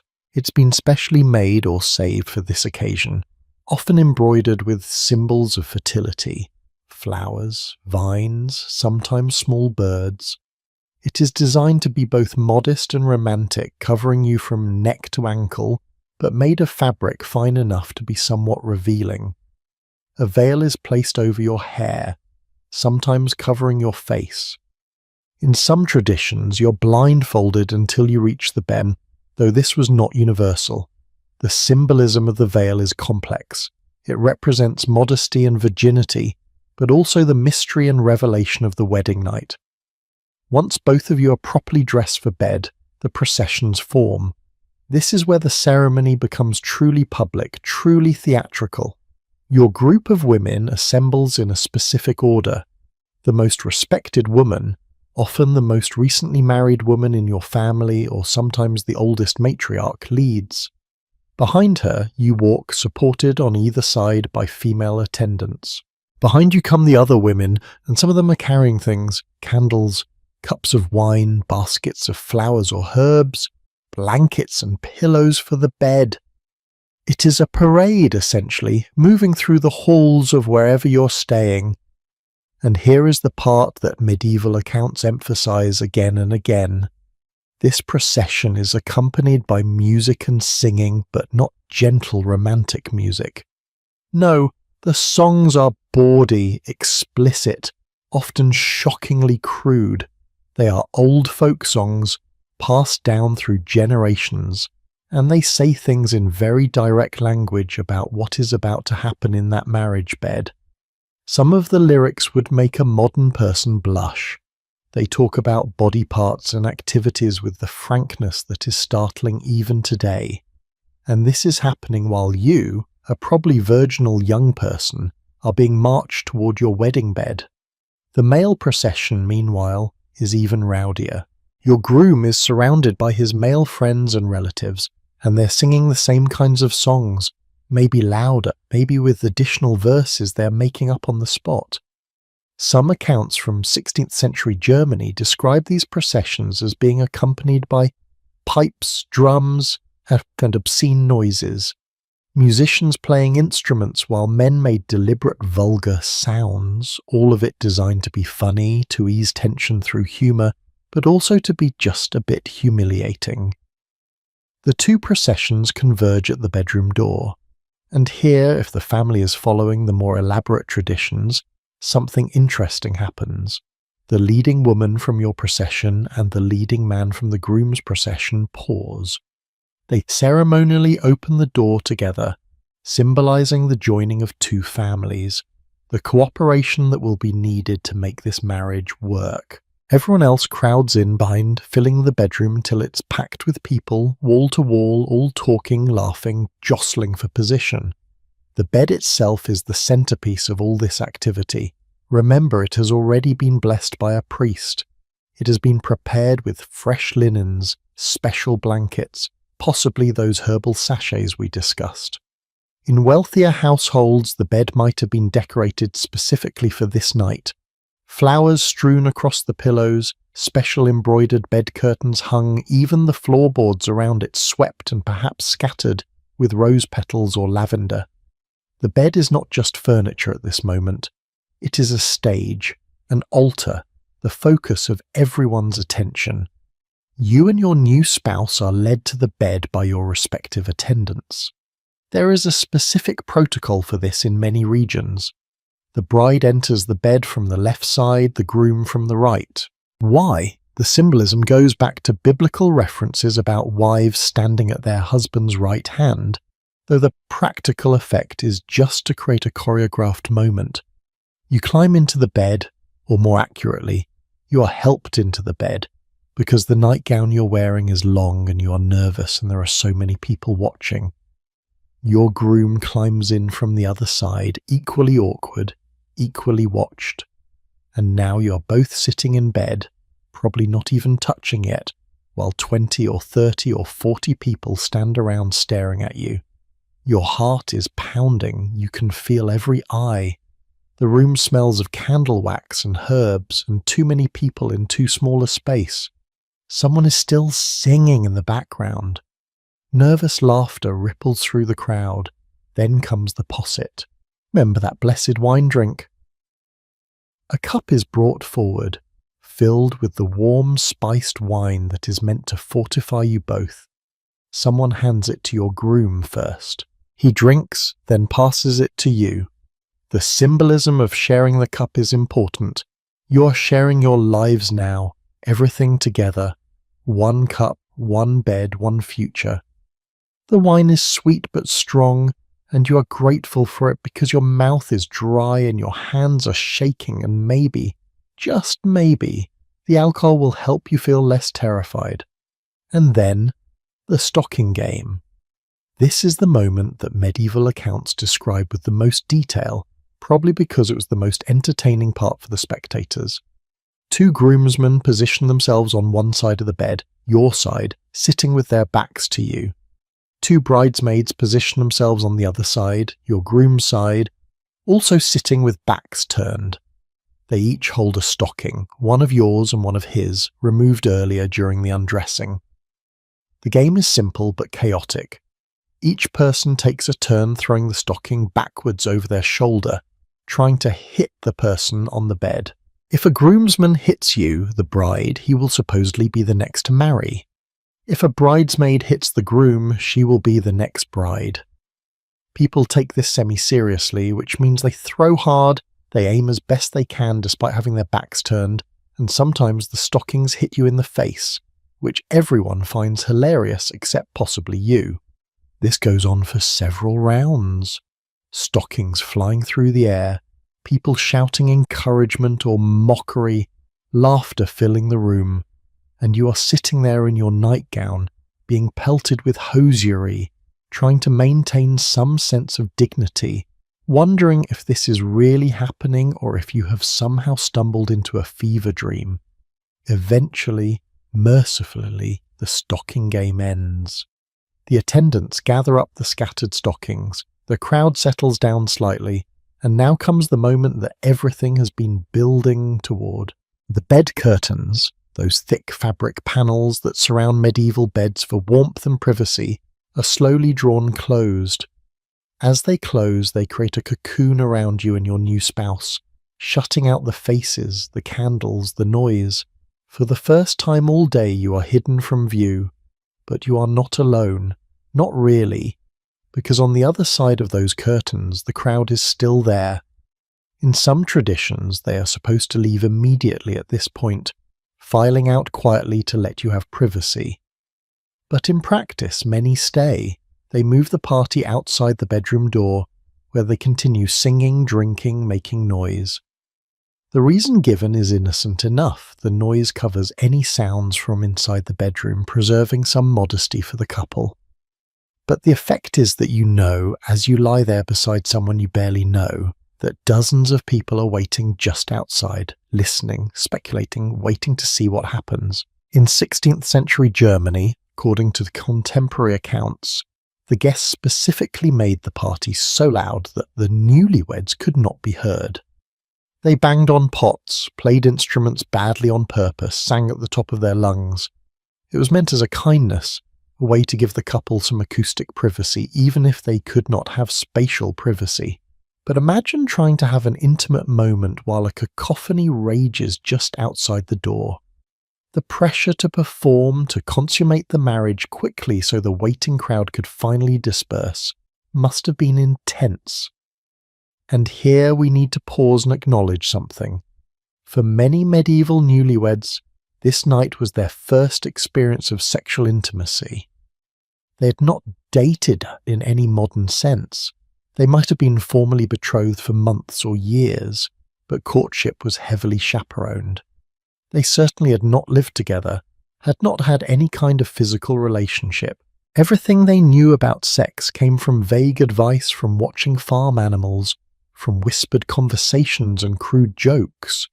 And now they were expected to figure it out, right now, on command essentially, with an audience waiting for confirmation.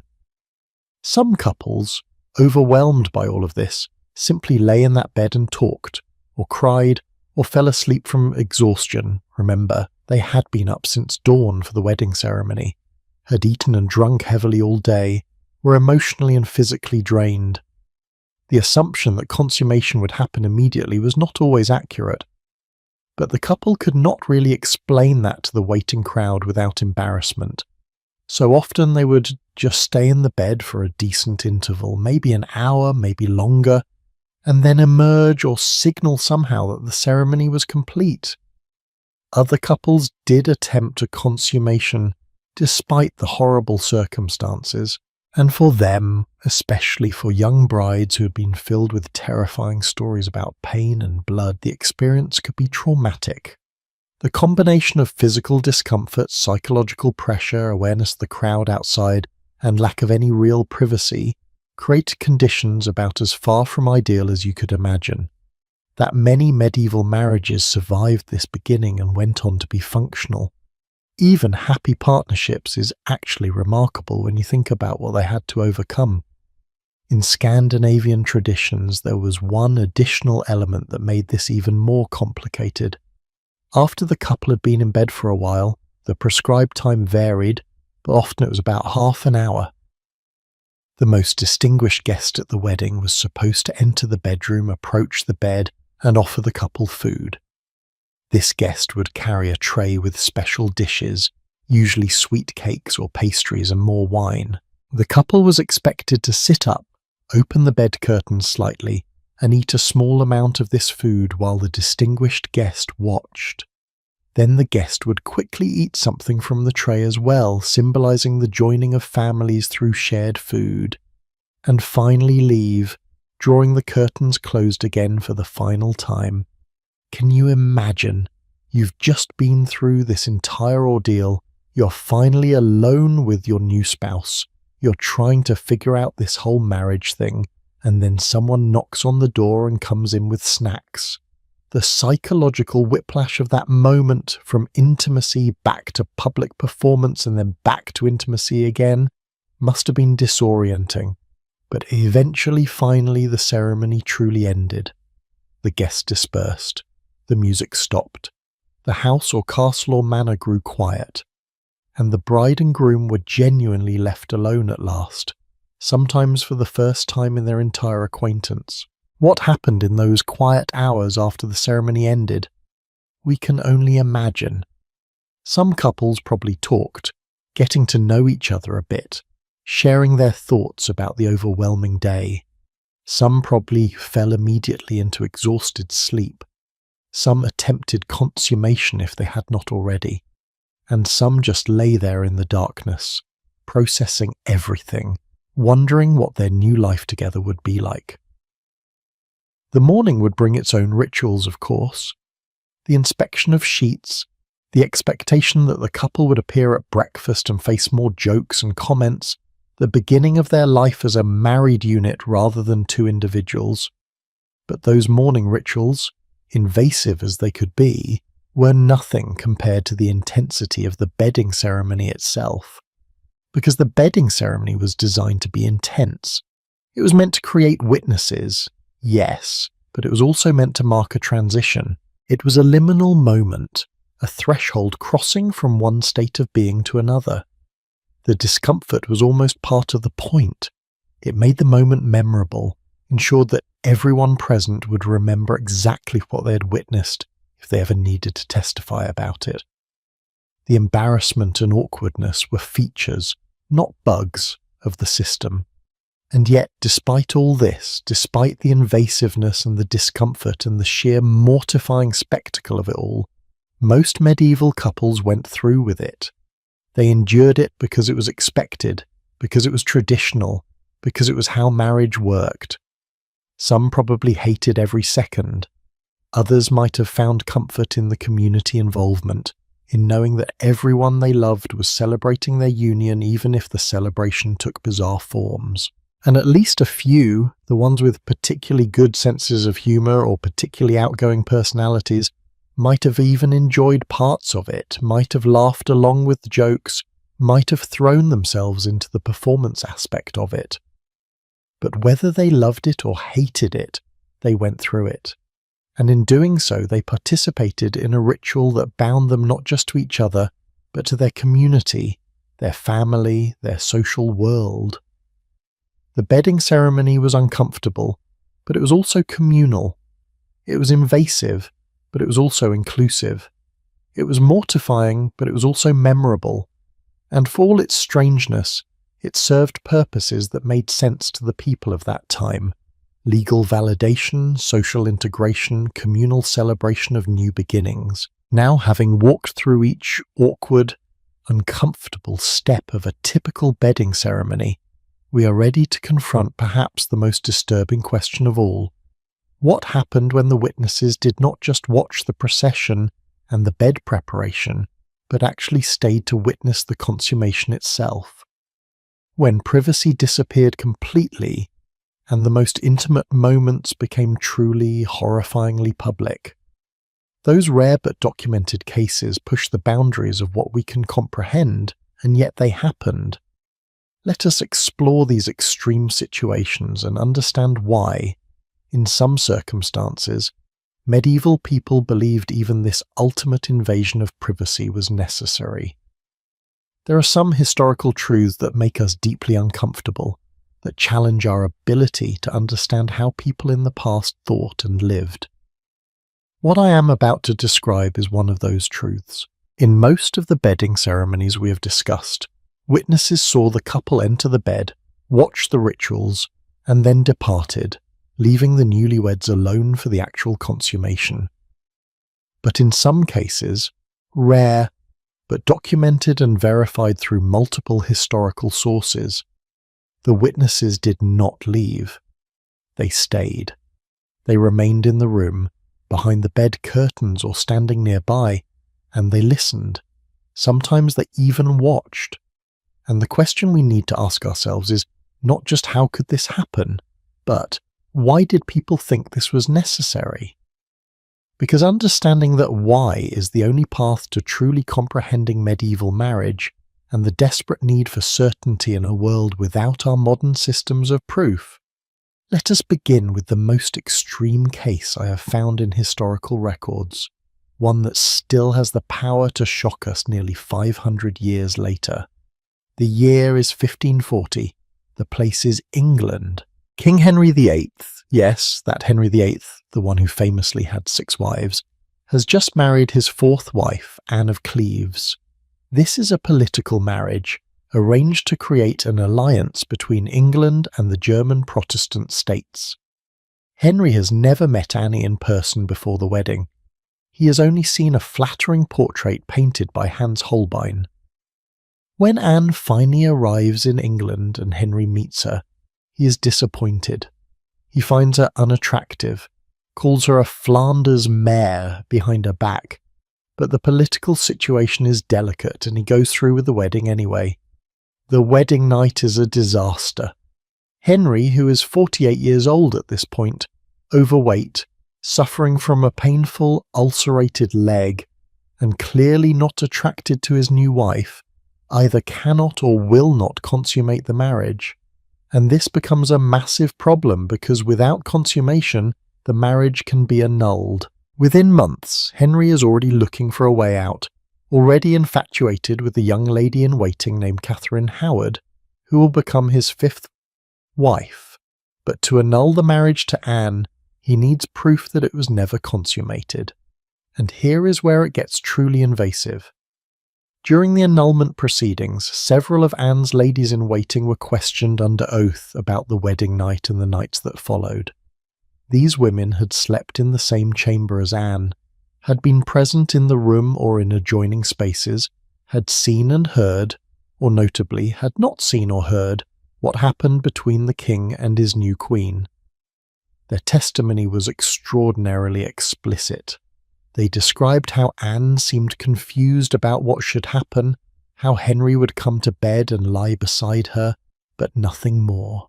How the Queen remained in what they delicately called the same state as when she arrived in England, meaning still a virgin. One lady in waiting testified that Anne had asked her whether she might be pregnant, saying, "How can I be with child? When he comes to bed, he kisses me and taketh me by the hand and biddeth me good night, and in the morning kisses me and biddeth me farewell. Is this not enough?" The lady had to explain to the naive Anne that no, that was decidedly not enough.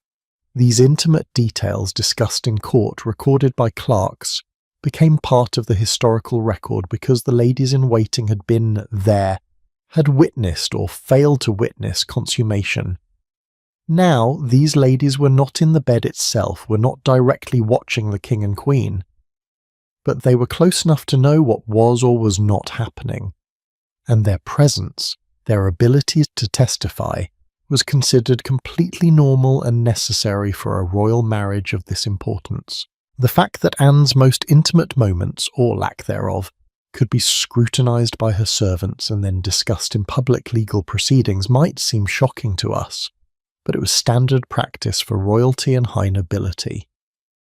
This brings us to an important distinction we need to understand about witness consummation. There were degrees of witnessing, and what was considered acceptable varied based on several factors: the importance of the marriage, the degree of doubt about the groom's ability or willingness, the specific regional customs, and whether this was a first marriage or a remarriage. The mildest form of witnessed consummation was what we might call acoustic witnessing. The witnesses would be in an adjacent room or outside the bedroom door, close enough to hear sounds that would indicate intimate activity was occurring. They were not watching, but they were listening, and they could later testify that they had heard evidence of consummation. This was common for noble marriages, where there was some concern about proper completion, but not serious enough doubt to warrant more direct observation. What kind of sounds were they listening for? Historical records are, understandably, somewhat delicate about this, but we can infer from legal documents and court testimonies. Movement of the bed frame, which in medieval times was often made of wood that creaked. Vocal sounds from either party, changes in breathing patterns. The witnesses were not eavesdropping out of prurient interest, or at least that was not the official reason. They were there to be able to swear, if necessary, that marital relations had taken place. A step more invasive was what we might call curtain witnessing. The bed curtains would be drawn around the couple as usual, providing visual privacy, but designated witnesses, usually trusted older relatives or officials, would remain in the room itself. They would position themselves away from the bed, sometimes facing the wall to avoid any possibility of actually seeing anything, but they would be present in the room. Their testimony could be more specific than acoustic witnessing because they were in the actual space, could attest not just to sounds but to the duration of time the couple spent in bed, to the state of the linens afterward, to any evidence of completion. This form of witnessing was more common in cases where significant property or political alliances hung on the marriage. If a bride brought an enormous dowry, if a groom was uniting two warring families, if the marriage was meant to seal a peace treaty, these situations sometimes required witnesses who could provide detailed, unassailable testimony. The couple was told in advance that witnesses would remain in the room. There was no surprise, no hidden observation. It was agreed upon as part of the marriage contract, another clause in the endless negotiations that surrounded medieval noble marriages. But then there was the most extreme form, and this is the one that truly challenges our modern sensibilities: direct witnessing. In very rare cases, when there was substantial doubt about a groom's capability, perhaps he was very elderly, perhaps he had a known medical condition, perhaps there had been rumours about impotence, witnesses would observe the consummation directly, not hidden, not listening from another room, but present and watching to verify that the marriage was being physically completed. This happened most often in royal marriages, where the production of legitimate heirs was of paramount importance to the stability of a kingdom. There are documented cases from France, from various German states, from the Spanish kingdoms, where official witnesses remained in the room with clear visual access to the bed during consummation. These witnesses were usually high-ranking court officials, sometimes bishops or other church leaders, people whose testimony would be considered absolutely reliable and beyond question. One of the most detailed accounts comes from France in the 14th century. When Princess Blanche of Navarre married King Philip of France in 1350, there were concerns about the king's age, he was in his mid-50s, and his ability to produce heirs. The marriage was politically crucial, so the bedding ceremony included official witnesses who could verify consummation. Contemporary chronicles describe the witnesses as standing at the foot of the bed to observe what was necessary for the kingdom. The language is formal, dry, bureaucratic, but the meaning is clear. These men watched to ensure the king successfully consummated his marriage. What must that have been like for young Blanche, marrying a man old enough to be her grandfather, knowing that their intimate act would be observed by strangers to ensure the king could perform his duty? What must it have been like for Philip, having to prove his capability under such circumstances? The psychological pressure on both parties must have been immense. And yet this was considered acceptable, even necessary, because the alternative, a marriage that might be questioned, heirs whose legitimacy might be disputed, succession crises that could plunge the kingdom into civil war, was considered far worse.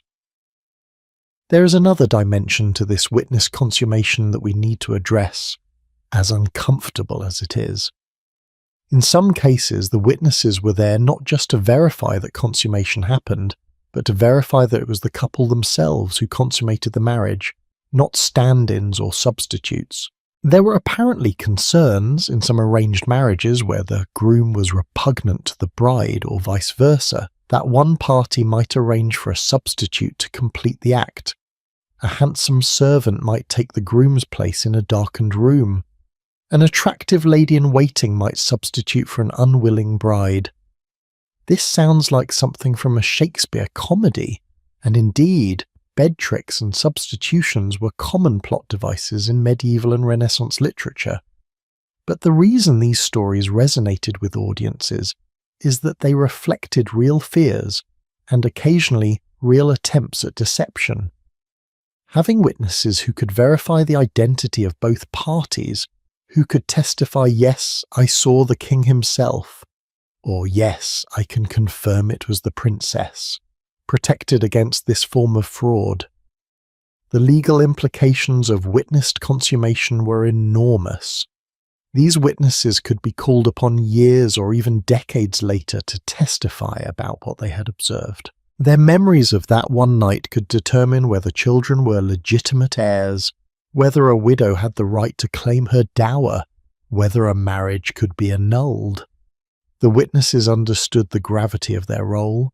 They were not party guests having fun. They were fulfilling a legal function that might have consequences long after the wedding night itself. And this brings us to a question that might have occurred to you. Were these witnesses sworn to secrecy? Did they talk about what they'd seen? The answer is complicated. Officially, witnesses were supposed to be discreet. The intimate details of a marriage were not meant for public gossip, but in practice information leaked. Court gossip was vicious and detailed. We know about many of these witnessed consummations specifically because people talked, because details ended up in letters, in chronicles, in court records when marriages were later contested. There was a distinction, though, between official testimony and gossip.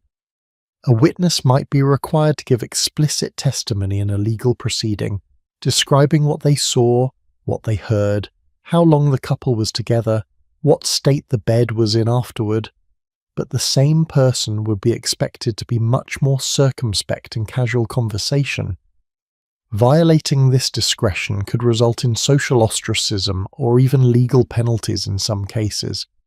The information was too sensitive, too potentially damaging to be treated casually. Now, we need to talk about something else that made witnessed consummation particularly traumatic: the morning inspection. In many cases where consummation was directly or closely witnessed, the morning after the wedding night brought another invasion of privacy. Female attendants, usually older married women, sometimes midwives, would enter the bedroom and inspect the bed linens, specifically looking for blood. The medieval belief, which we now know to be medically inaccurate, was that virginal brides would always bleed during first intercourse due to the tearing of the hymen. Therefore, blood on the sheets was considered proof of both the bride's virginity and the marriage's consummation. No blood might mean the bride had not been a virgin, or that the marriage had not been consummated, or potentially that there was something wrong with the bride physically. The absence of blood could be scandalous, could lead to questions and accusations, could even result in the marriage being contested. In some cultures, these blood-stained sheets were not just inspected privately, they were displayed publicly. Hung from a window of the bedroom or brought out and shown to assembled family members and guests, as proof that everything had happened as it should. There are records of this practice in various parts of medieval Europe, and it persisted in some regions well into the modern era. The humiliation for brides who did not bleed, for whatever reason, must have been devastating. What makes this particularly cruel is that we now know many women do not bleed during first intercourse. The hymen is not a barrier that must be torn. It is a thin membrane that can stretch, that may have already been stretched or torn through normal physical activity, that varies greatly in thickness from person to person. But medieval people did not know this. They believed blood was absolute proof and lack of blood was absolute evidence of either unchastity or non-consummation. Brides knew about this expectation. They grew up hearing about it, being warned about it, understanding that the morning inspection was coming. The anxiety this caused must have been terrible. Some brides, according to whispered accounts that occasionally surface in historical records, would prick their fingers or use other means to produce blood if they did not bleed naturally, because the social consequences of not bleeding were too severe to risk. We will never know how common this deception was, but the fact that people even considered it necessary speaks volumes about the pressure these women were under. And there is one more aspect of witness consummation we need to address. What happened when consummation failed? When, despite the witnesses, despite the pressure, despite everything, the couple could not or did not complete the act? This happened more often than you might think. Young brides were terrified. Grooms were nervous. The presence of witnesses, even acoustic witnesses outside the door, created performance anxiety. Medical conditions, trauma, fear, any number of factors could prevent successful consummation. In these situations, the witnesses became a problem rather than a solution. They could not lie. They were under oath, or at least under strong social obligation to tell the truth.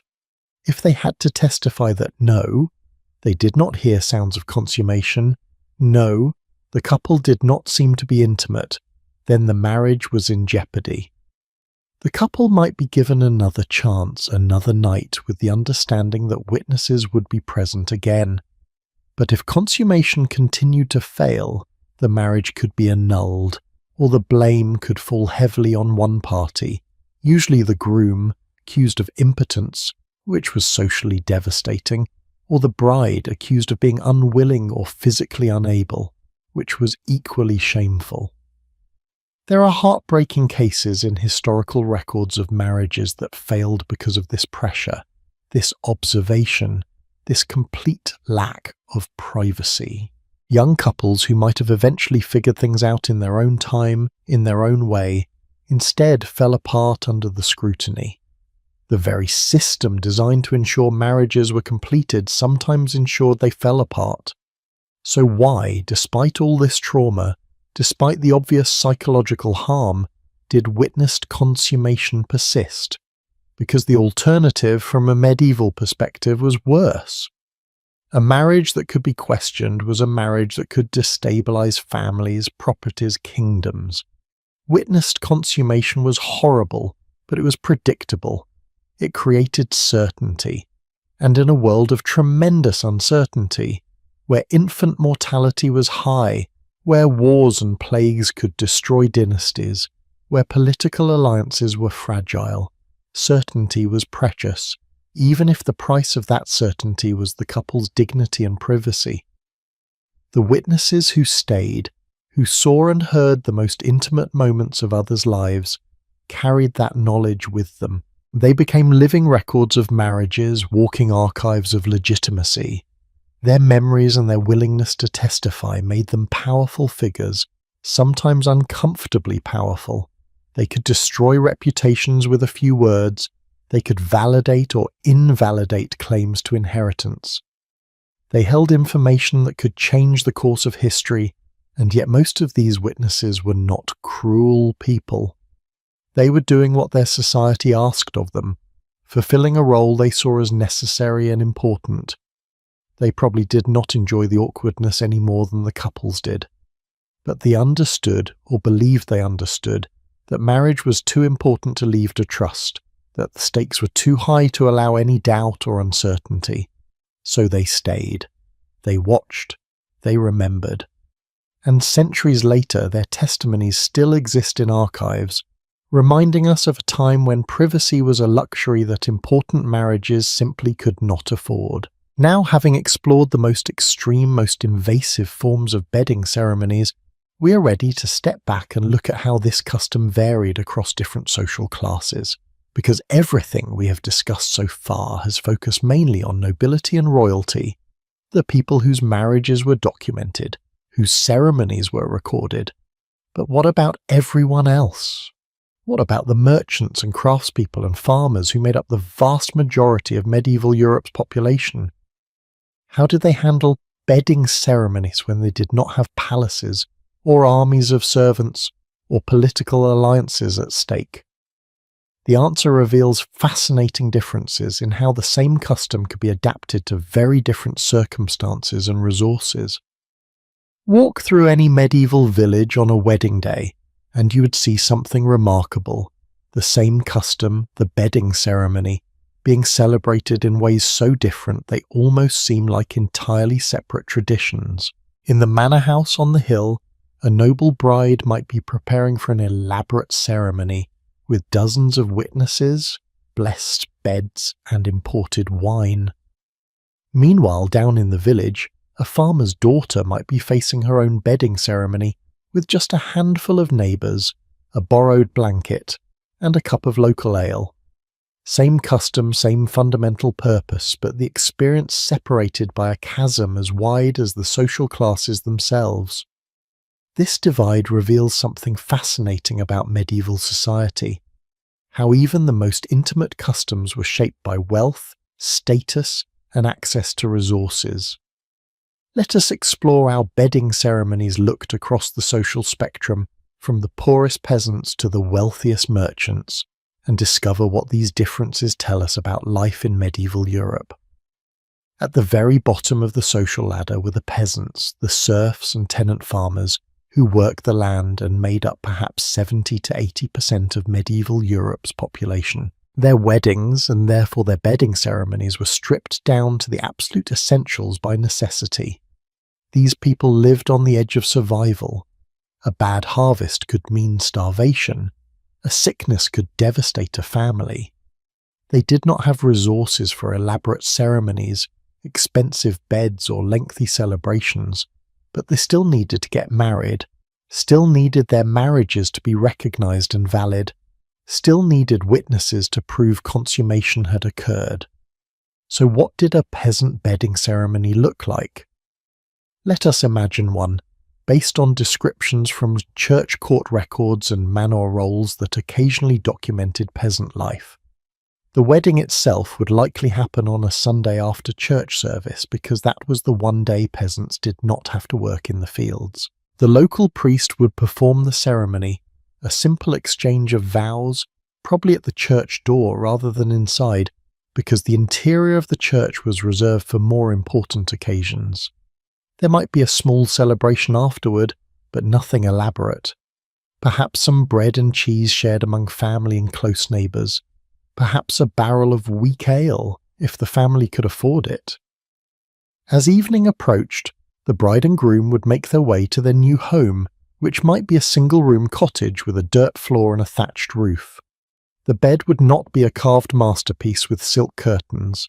It would be a simple wooden frame if they were lucky, or just a straw mattress on the floor. The witnesses to their bedding ceremony might be just 2 or 3 people. Perhaps the bride's mother. Perhaps a respected elder from the village. Perhaps the village reeve who served as a kind of local official. There would be no elaborate undressing in separate chambers, because there were no separate chambers. The bride and groom might step outside briefly to remove their outer garments while the witnesses waited inside, but that would be the extent of the privacy. When they returned, they would lie down on their simple bed while the witnesses stood nearby. One witness might say a simple prayer, might bless the couple with the sign of the cross, might sprinkle a bit of water, not holy water from a bishop, just regular water that someone had prayed over. Then the witnesses would leave, perhaps standing just outside the cottage door for a few minutes to establish that the couple was together, and then dispersing to their own homes. The entire ceremony might last 15 minutes. There would be no stockings thrown, no procession with music, no blessed wine in elaborate cups. Just a few neighbours bearing witness to the fact that yes, these 2 people went to bed together as husband and wife. But despite its simplicity, this ceremony served the same legal purpose as the most elaborate royal bedding. Those witnesses could testify, if needed, that the marriage had been properly completed. Their word might not carry the same weight in a court as a duke's testimony would, but in the village, among their peers, it was sufficient. However, there was a darker side to peasant bedding ceremonies that we need to acknowledge. Because peasants had so little privacy in their daily lives, often entire families shared single-room cottages, people worked communally in fields, medieval village life was intensely public. The idea of witnesses at a bedding was not necessarily as shocking to them as it would be to us. But this lack of privacy could also be weaponized. There are records from manor courts of cases where peasant couples were pressured into marriages they did not want because they had been caught together in circumstances that looked inappropriate. Remember what we discussed about Scotland, where finding an unmarried couple in bed together could result in them being declared married on the spot. This happened in peasant communities too, all across Europe. If a young man and young woman were found together in a barn or in a cottage alone, community pressure and sometimes actual legal force could compel them to marry. The bedding ceremony in these cases became not just a validation of a desired marriage, but a kind of social punishment, a way of enforcing community standards about sexual behaviour. Now, let us move up the social ladder to the merchants and skilled craftspeople, the blacksmiths, the weavers, the bakers, the shopkeepers who lived in medieval towns and cities. These people had more resources than peasants, but were not nobility. They occupied a middle ground, and their bedding ceremonies reflected that in-between status. A successful merchant might have a real bed with a wooden frame and possibly even curtains made of wool or linen. He might own a house with more than one room, which meant the bride could be dressed in one space while the groom prepared in another. The guest list for a merchant wedding would be larger than a peasant's, perhaps 20 to 30 people, including other guild members, important customers, relatives from nearby towns. There might be a proper feast with multiple courses, though nothing like the elaborate banquets of the nobility. The ale would be better quality. There might be wine if the family was particularly prosperous, and there would definitely be music. Perhaps just one or two musicians, but music nonetheless. For the bedding ceremony, the merchant couple would have an experience somewhere between peasant simplicity and noble elaboration. There would likely be a procession of sorts, guests accompanying the couple from the feast location to their house or room, singing songs that were probably bawdy but not as crude as some noble versions, because merchants had to maintain a certain respectability. The stocking game might be played, but with less formality. Witnesses would be present, but probably not in great numbers, maybe 5 or 6 trusted individuals rather than dozens. One fascinating aspect of the merchant bedding ceremonies was the importance of the bed itself as a status symbol. For peasants, a bed was simply functional, a place to sleep. For nobility, beds were political statements and family heirlooms. But for merchants, a bed was an investment, a marker of upward mobility. A merchant family might save for years to purchase or commission a really fine bed, one with carved headboard, proper mattress stuffed with feathers rather than straw, and good quality curtains. This bed would then be used for the wedding night with great ceremony, showing everyone in their social circle that the family had made it, that they were successful and prosperous.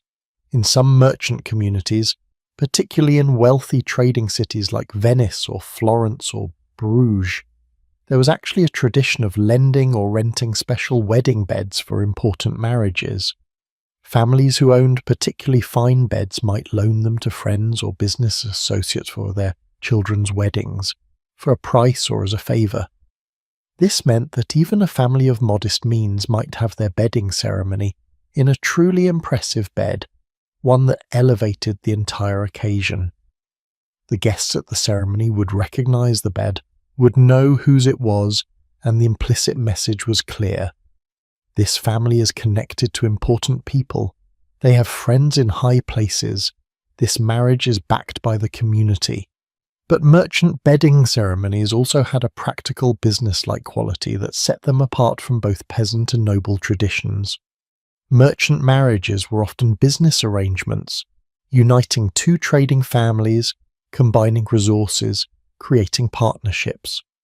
The bedding ceremony witnesses were not just fulfilling a legal requirement, they were, in a sense, witnessing a business contract being finalized.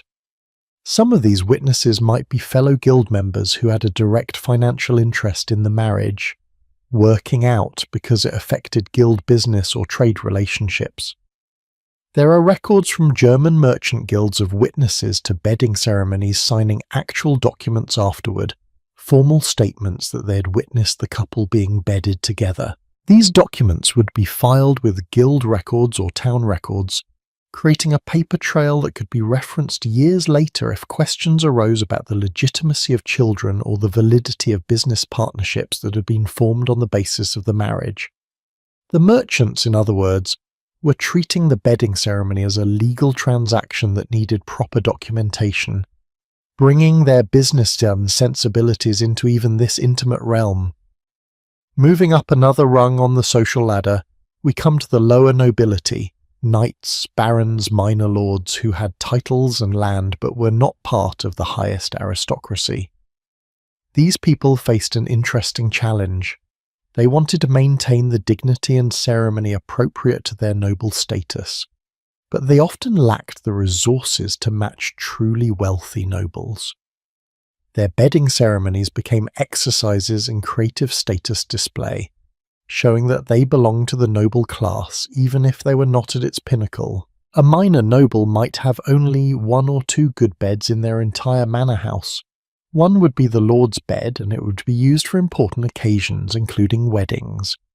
These beds were often family treasures passed down through generations, sometimes the most valuable piece of furniture the family owned. The bed would be prepared with special care for a wedding. The linens would be the finest the family possessed. Herbs would be scattered generously to cover any musty smells, and perhaps a nice blanket or coverlet would be borrowed from a wealthier neighbour to make the bed look more impressive. The ceremony itself would try to mimic higher noble traditions, but on a smaller scale. There might be a priest to bless the bed, but perhaps just the local parish priest rather than a bishop. There would be witnesses, but maybe 10 or 12 rather than dozens. Music would be present, but perhaps just one hired musician or talented family members playing instruments. The posset would be spiced wine, but in an ordinary cup rather than an elaborate golden goblet. Everything was a scaled-down version of what great nobles did, walking a fine line between maintaining noble dignity and not overspending the family's limited resources. What is particularly interesting about minor noble bedding ceremonies is how much they were driven by fear of being seen as inadequate. These families were acutely conscious of their place in the social hierarchy. They feared being mocked by the higher nobles for putting on airs, but they also feared being mistaken for commoners. The bedding ceremony became a careful performance of status, where every detail had to be just right, noble enough to be respectable, but not so elaborate as to seem like they were pretending to be more important than they actually were. And here is where we see something that cut across all social classes: the tradition of borrowing items for weddings. Peasants would borrow a better quality blanket from a wealthier neighbour. Merchants would borrow or rent fancy beds. Minor nobles would borrow silverware or nice linens from more established families. Even quite wealthy nobles sometimes borrowed items from royal households for their children's weddings. This widespread practice of borrowing tells us that the appearance of the bedding ceremony mattered tremendously, that families felt pressure to put on the best show they could manage, even if it meant using borrowed finery. But borrowing created its own complications. There are delightful records from various European cities of disputes over borrowed items not being returned or being returned damaged. One case from 15th century Nuremberg involved a family that had borrowed an expensive embroidered bed cover for their daughter's wedding. The bed cover was apparently ruined during the wedding night. We can only imagine how, and the lending family demanded compensation. The dispute ended up in court, with witnesses being questioned about the condition of the bed cover before and after the wedding, about whether the damage was normal wear or careless destruction. The court eventually ruled that the borrowing family had to pay for a new bed cover, a financial burden that must have taken them years to recover from. This brings us to another crucial difference between rich and poor bedding ceremonies: the economic burden. For peasants, the wedding and bedding ceremony were kept simple by necessity, so the financial impact was minimal. For wealthy nobles, the cost was enormous, but the family could afford it without hardship. But for people in the middle, prosperous merchants, minor nobles, successful craftspeople, the wedding and especially the bedding ceremony could be financially devastating. These families wanted to put on a good show, wanted to demonstrate their status and success, but they had to go into debt to do it. There are numerous records of families borrowing money to pay for weddings, taking out loans against future harvests or business profits, sometimes even selling land or property to fund a proper ceremony. The bedding ceremony was part of this expense. The good bed, the nice linens, the blessed wine, the payment for musicians and witnesses, the feast that had to continue late into the night. For some families, a wedding could represent the equivalent of a year's income or more. The financial pressure to perform this ceremony correctly, according to class expectations, was intense. And yet, despite all these differences in wealth and display, the basic structure remained the same. Whether you were a peasant with 2 witnesses and a straw mattress, or a duke with 50 witnesses and a gilded bed, the ceremony followed the same basic pattern. Witnesses present, couple placed in bed, some form of blessing or good wishes, and then privacy for consummation. The class differences affected the elaboration and expense, but not the fundamental purpose or structure. This tells us something important about medieval society. Yes, it was deeply hierarchical. Yes, the rich lived vastly different lives from the poor, but certain customs transcended class, taking different forms at different social levels while maintaining their core function. The bedding ceremony was one of those customs. It had to work for everyone, from the poorest serf to the king himself, because marriage was universal. Everyone needed to get married, everyone needed their marriages to be valid, and everyone needed witnesses who could testify to consummation if necessary. There is one more aspect of the class divide in bedding ceremonies that deserves attention: mobility and migration. When people married across class lines, which did happen, though rarely, or when people moved from one social class to another through success or misfortune, the bedding ceremony could become a site of confusion and sometimes conflict. If a merchant's daughter married into the lower nobility, whose traditions would the bedding ceremony follow? The merchant customs her family knew, or the noble traditions of her new husband's family? Usually the higher status family's traditions would prevail, but there are records of awkward compromises and cultural clashes. A bride from a merchant family might expect certain rituals that noble families considered beneath them. A noble groom marrying a merchant heiress might insist on the ceremonies that her family found wastefully elaborate. These negotiations about how many witnesses, what kind of bed, how elaborate the procession, were really negotiations about status, identity, and which family would dominate the new marriage. Similarly, when people moved between urban and rural settings, they brought their bedding ceremony expectations with them. A merchant who had grown wealthy might retire to a rural estate, and when his children married, the bedding ceremonies would be an interesting hybrid of urban merchant traditions and rural noble customs. Village peasants attending such a ceremony might be bewildered by urban practices they had never seen before, while the merchant family might feel uncomfortable with certain rural traditions they considered backward. All of these variations and complications reveal that the bedding ceremony, despite being a widespread custom across medieval Europe, was never monolithic. It was constantly being adapted, negotiated, shaped by the local conditions and class expectations. The basic idea, witnesses to consummation to validate marriage, remained constant, but the implementation varied wildly depending on who you were, where you lived, and how much money you had. And perhaps that flexibility, that ability to scale the ceremony to match different circumstances, is part of why it persisted for so long. A custom that worked only for the very wealthy would have died out when it could not adapt to common people. A custom that worked only for peasants would have been rejected by nobility, who needed something more impressive. But the bedding ceremony worked for everyone, at every level of society, because it could be as simple or as elaborate as needed while still serving its core function.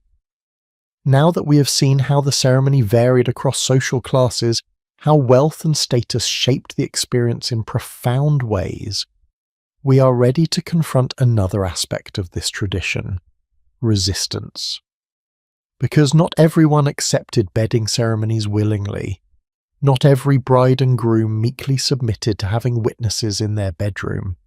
Some people fought back, refused, found ways to avoid or minimize this invasion of privacy, and their stories of resistance, of rebellion against this deeply entrenched custom, reveal the beginning of the end for the bedding ceremony tradition itself.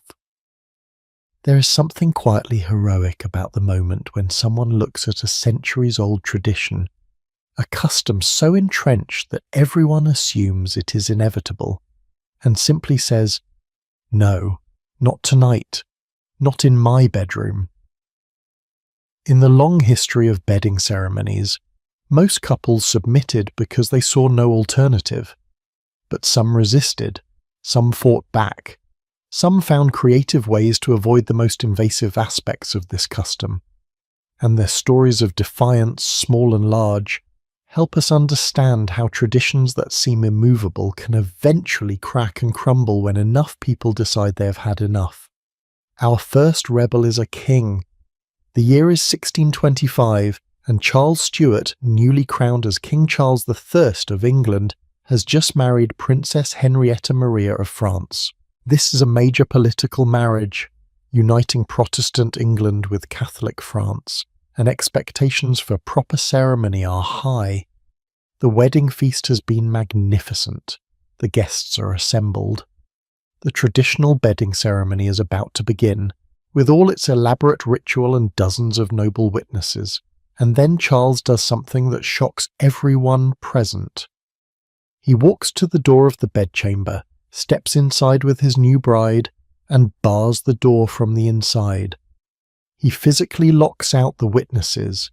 The assembled nobles stand outside, stunned.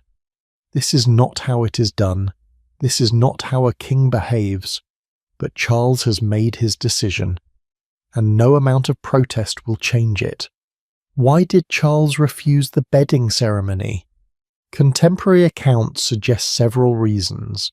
Some historians think he was simply embarrassed by the prospect of such public intimacy. Charles was known to be shy and awkward in social situations, deeply uncomfortable with anything that felt undignified or improper.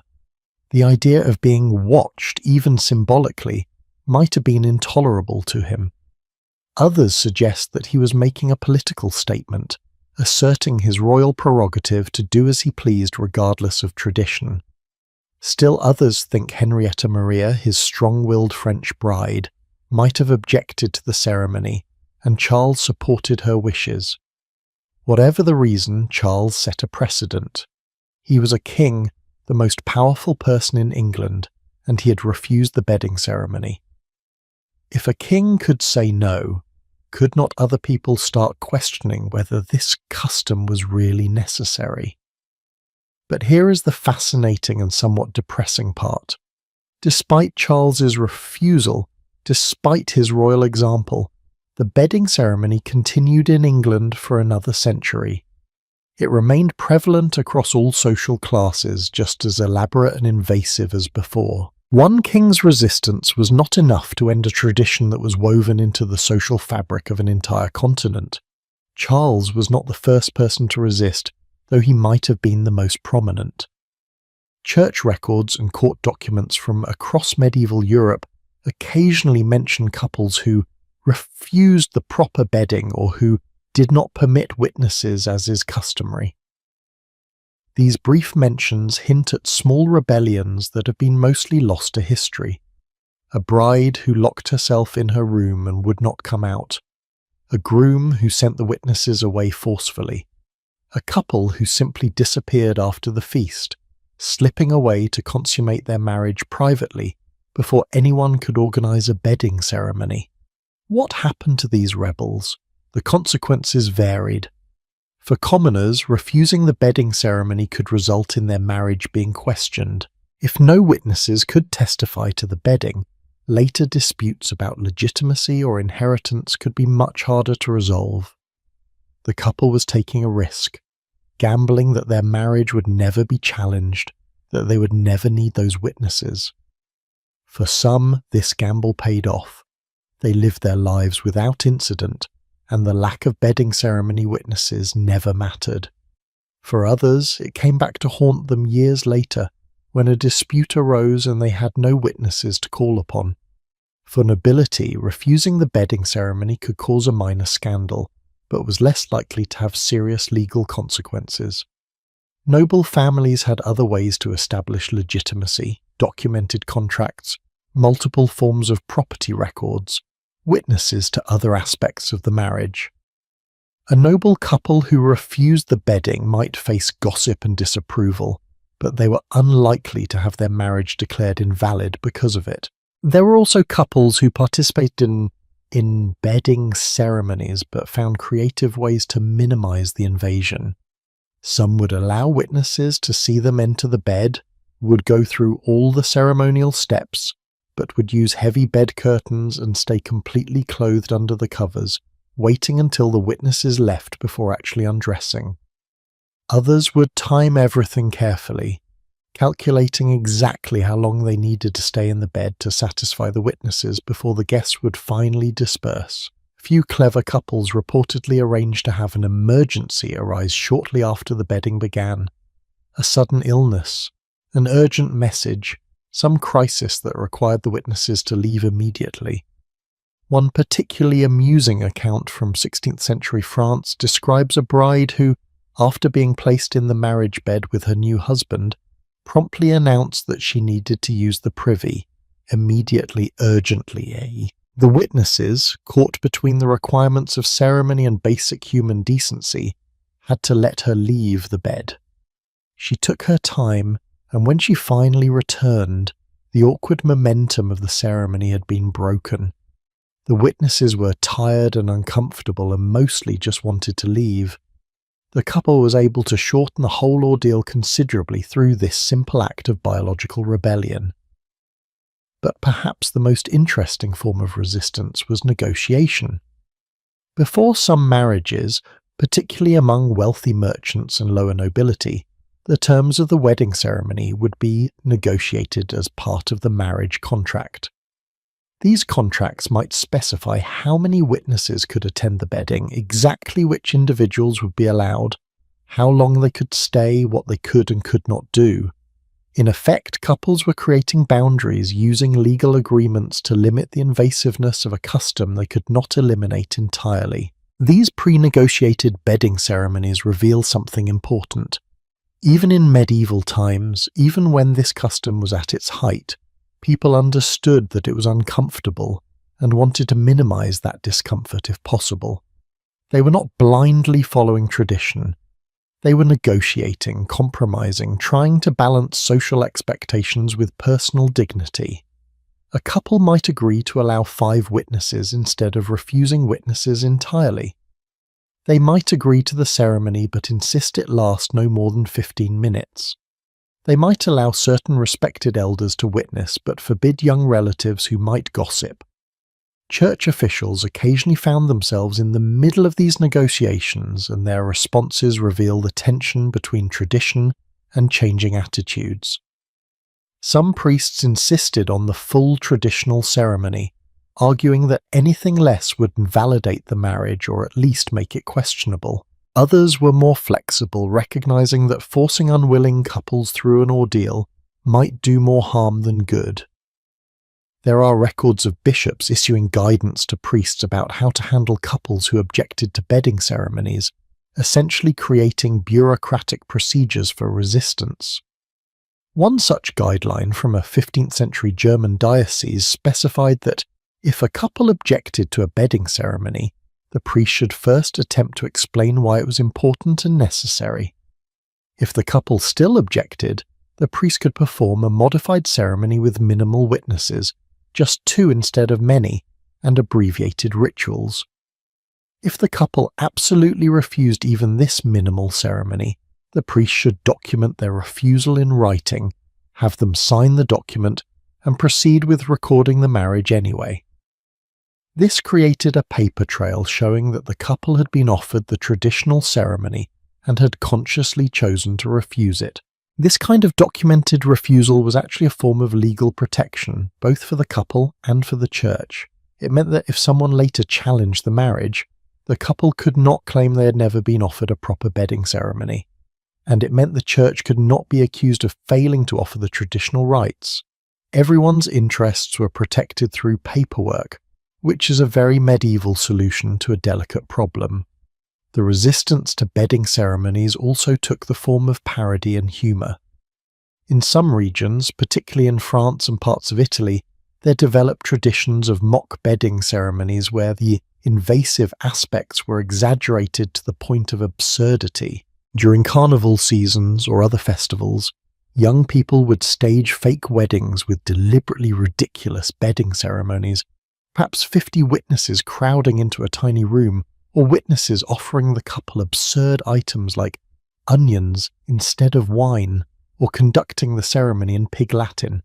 These parodies served as social commentary, a way of saying, "Look how ridiculous this tradition is," without directly challenging it.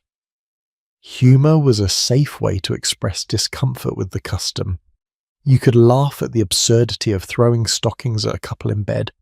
You could make jokes about priests blessing beds.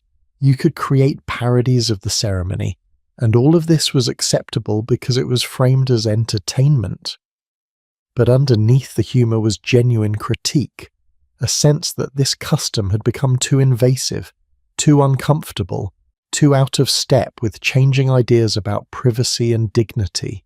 Women in particular found ways to resist or at least cope with bedding ceremonies that they found traumatic. Some medieval advice books written for women contained suggestions for how to endure the ceremony with grace. Focus your mind on spiritual thoughts. Remember that it will soon be over. Take comfort in the fact that all married women have gone through this. But there are also hints of more active resistance strategies. Women helping younger women prepare for their wedding nights might whisper advice about how to appear modest while actually maintaining some control, how to use the bed curtains strategically, how to signal to witnesses that it was time for them to leave. Older women, particularly those who had been through traumatic bedding ceremonies themselves, sometimes became advocates for reducing the invasiveness of the custom. A wealthy widow with social influence might refuse to serve as a witness for bedding ceremonies, making it clear that she found the practice distasteful. A mother preparing her daughter for marriage might negotiate with the groom's family for a more private ceremony. These small acts of resistance, multiplied across thousands of families over centuries, gradually shifted expectations about what was acceptable. There is a particular poignancy in reading court records of annulment cases where women testified about their wedding nights. Sometimes these testimonies reveal resistance that went unrecognized at the time. A woman describing how she could not bring herself to fulfill her wifely duties might have been asserting agency, refusing to consummate a marriage she never wanted. A woman testifying that the bedding ceremony was never completed as is customary might have been documenting her own quiet rebellion. The historical record does not always tell us whether these were acts of resistance or simply failures of consummation, but we should at least consider the possibility that some medieval women found ways to say no, even in a system designed to give them no choice. Men too had their forms of resistance, though the social dynamics were different. A groom who was uncomfortable with the bedding ceremony faced different pressures than a bride. He was expected to be eager, virile, capable. For a man to resist or refuse the ceremony might be interpreted as weakness or inability, which carried its own shame. But some men did resist, particularly educated men influenced by new philosophical ideas about dignity and privacy. During the Renaissance, as humanist ideas spread across Europe, some intellectuals began questioning traditions like bedding ceremonies. They asked, is this really necessary? Does it serve justice or just satisfy prurient curiosity? Is there a more dignified way to validate marriages? These questions, asked in universities and debated in scholarly treatises, began to filter down into popular consciousness. A merchant who had studied at university might return to his hometown with new ideas about marriage and refuse the traditional bedding ceremony, citing philosophical arguments about natural rights and human dignity. The Reformation accelerated this process. Protestant reformers, with their emphasis on direct relationship with God unmediated by church ritual, often viewed elaborate ceremonies skeptically. Martin Luther and other reformers wrote about marriage in terms that emphasized the couple's commitment to each other and to God, not the community's witnessing of consummation. While Protestant regions did not immediately abandon bedding ceremonies, remember the legal need for witnesses remained. They began to simplify and reduce them, stripping away the most elaborate and invasive elements. But perhaps the most effective form of resistance was simply attrition. Couples quietly having less elaborate ceremonies than their parents had, or their parents were poor parents. Each generation might reduce the ceremony slightly.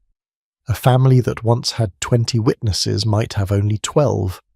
A ceremony that once lasted 2 hours might be shortened to 1. These incremental changes, almost imperceptible from one generation to the next, accumulated over time into substantial transformation. And yet, for all this resistance, for all these small rebellions and negotiations and creative avoidances, the bedding ceremony persisted. It adapted, it changed, it became less elaborate in some places and times, but it did not disappear quickly. Even King Charles I's famous refusal did not end the practice. For another 100 years after he barred that bedchamber door, English couples continued to have bedding ceremonies with witnesses. French couples still processed to beds with musicians and observers. German couples still had their sheets inspected in the morning. Why was resistance so difficult? Why could this custom not be overthrown more quickly? The answer lies in the interconnected nature of medieval social institutions. The bedding ceremony was not just a tradition. It was tied to legal systems, to property rights, to inheritance law, to the very structure of how marriage worked. You could not easily eliminate one part without disrupting the whole system. The witnesses to bedding ceremonies were witnesses for legal purposes, protection against future disputes. To eliminate them, you would need alternative systems of legal validation, alternative ways to prove marriage and legitimacy, and those alternatives developed slowly over centuries as literacy increased, as record-keeping improved, as legal institutions became more sophisticated. So the resistance continued, generation after generation, small acts of defiance accumulating into gradual change. Each couple who refused or modified the ceremony made it slightly easier for the next couple to do the same. Each public figure who expressed discomfort with the custom, a king barring his door, a bishop writing guidelines for minimal ceremonies, gave others permission to question what they had always assumed was inevitable. And slowly, imperceptibly at first, but with increasing speed, the custom began to crumble. By the late 1600s, bedding ceremonies were becoming noticeably less common among educated urban populations, even though they remained entrenched in rural areas and among more conservative families. By the early 1700s, new alternatives were emerging: written marriage certificates, improved parish records, legal systems that did not require witness testimony for routine matters. The foundation that had supported bedding ceremonies for centuries was eroding, and the custom was beginning to collapse under its own weight. But understanding this collapse, understanding how and why this centuries-old tradition finally died, requires us to step back and look at the broader forces that were reshaping European society. Changes in philosophy, in religion, in law, in economics, in daily life, all of these came together to make bedding ceremonies first questionable, then optional, and finally obsolete. The rebels and resistors we have been discussing were not just expressing personal preference. They were responding to and accelerating larger historical forces that were transforming what it meant to be married, what privacy meant, what individuals could expect from their communities and what communities could demand from individuals. Imagine for a moment that you could speak with someone from medieval Europe, could sit down with a bride from 1450 and explain to her that in our modern world wedding nights are completely private. No witnesses, no processions, no crowds, just the couple alone in a room where no one else is allowed.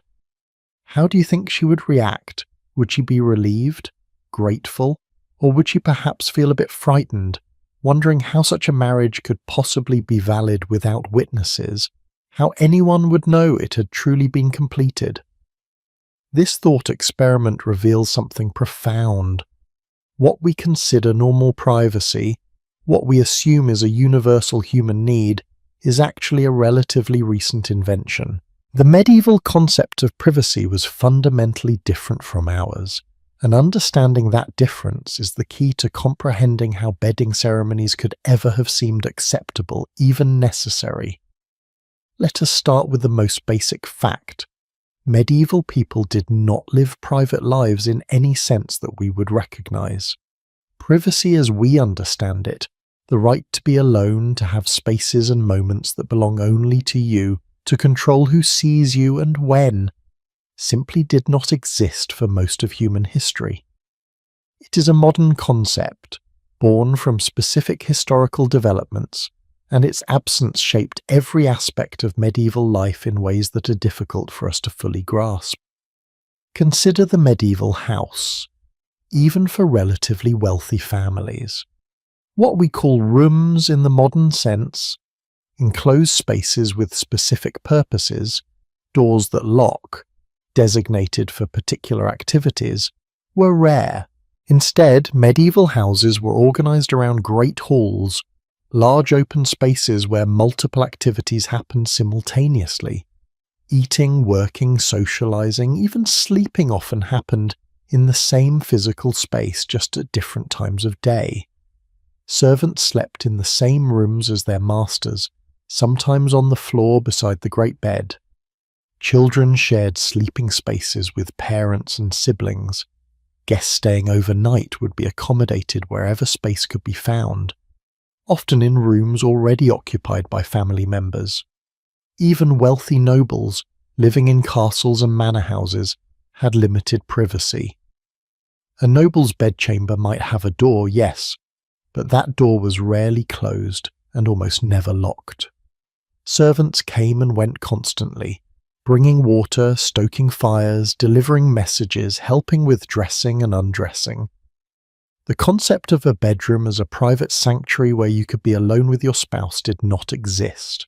Your bedroom was a semi-public space where your personal servants had constant access and where important visitors might be received. This meant that medieval people grew up never being alone in ways that would be normal for us. They bathed with others present. They used chamber pots or privies that offered minimal privacy. They slept in rooms with multiple people. They worked surrounded by family members or fellow workers. The idea that you might want or need to be completely alone, with no one watching you or listening to you, would have seemed strange, even suspicious. What were you hiding? What were you planning? Solitude was associated with hermits and mystics, people who had deliberately removed themselves from normal society, not with ordinary people going about their daily lives. When you understand this background, the bedding ceremony starts to make more sense, not as an invasion of privacy, but as a normal extension of communal living. If you had never been truly alone in your life, if every significant moment had been witnessed by family or community members, why would your wedding night be any different? In fact, the wedding night being public made it consistent with everything else in medieval life. The unusual thing, from a medieval perspective, would have been for it to be private. But there is more to this than just physical living arrangements. Medieval people also thought about themselves differently than we do. The modern concept of the The idea that each person is a separate, autonomous entity with inherent rights and personal boundaries was not the dominant way medieval people understood themselves. Instead, they saw themselves primarily as members of groups, a family, a village, a guild, a manor, a parish. Your identity came from your place in these social networks, not from your individual uniqueness. This communal sense of self meant that the boundaries between me and we were much more fluid than they are for us. Your business was the community's business. Your successes belonged to your family. Your failures brought shame to your group. The idea that you had a right to privacy, that there were aspects of your life that were nobody's business but your own, would have seemed nonsensical. Everything was everybody's business. Because you were not really a separate individual, you were a component of the community. Marriage in this context was never just about two individuals. It was about families joining, property merging, alliances forming, new branches being added to family trees. The consummation of the marriage was not your private moment. It was the community's moment, the culmination of negotiations and preparations that had involved dozens of people. Of course, the community wanted to witness it. They had been involved in every other step. Why would this final step be different? Anthropologists who study concepts of privacy across cultures have found that the European medieval period represents one extreme on a spectrum. At one end, you have societies like medieval Europe, where privacy is minimal and most of life is communal. At the other end, you have modern Western societies where privacy is considered a fundamental right and solitude is normal. Most human societies throughout history have been somewhere in the middle, but few have been as communal as medieval Europe or as privacy-focused as modern America or Western Europe. What caused the shift from communal living to privacy-focused living? The change happened gradually over several centuries, driven by multiple interlocking factors. Let us explore some of the most important ones, because understanding why privacy became valued helps us understand why bedding ceremonies eventually became intolerable. First, there were physical changes in how people lived. Beginning in the late medieval period and accelerating during the Renaissance, house architecture began to change. Wealthy families started building houses with more rooms, with corridors connecting those rooms, with doors that could be closed. The modern floor plan, where each room has a specific purpose and access, can be controlled, emerged during this period. Once you have a house where bedrooms are actually private spaces, the idea of filling that bedroom with witnesses starts to seem more invasive than it did when bedrooms were semi-public spaces anyway. Urbanization played a role as well. As more people moved to cities, as medieval villages gave way to early modern towns, the nature of community changed. In a small village where everyone has known everyone else for generations, communal witnessing of important events makes sense. These are people you trust, people who are genuinely invested in your well-being. But in a city where you might not know your neighbours well, where communities are larger and more impersonal, having strangers witness your intimate moments becomes uncomfortable in new ways. The familiarity that made communal rituals feel safe erodes in urban settings. Literacy and the spread of writing also contributed to the rise of privacy. As more people learned to read and write, as written records became more common and reliable, the need for human witnesses decreased. Why did you need witnesses to testify about your bedding ceremony if you had a written marriage certificate, signed by officials, recorded in church registries? The development of bureaucratic systems for recording marriages, births, deaths, and property transactions meant that human memory became less crucial as a form of evidence. You could prove things with documents instead of witnesses. Religious changes mattered enormously as well. The Protestant Reformation, with its emphasis on individual conscience and direct relationship with God, contributed to new ways of thinking about the self. If each person had their own unique relationship with God, if salvation depended on personal faith rather than communal religious practice, then maybe each person was more of an autonomous individual than previous generations had believed. This theological shift had social implications, including new ideas about personal privacy and individual rights. The Enlightenment accelerated this process dramatically. Enlightenment philosophers wrote extensively about natural rights, individual liberty, and personal autonomy.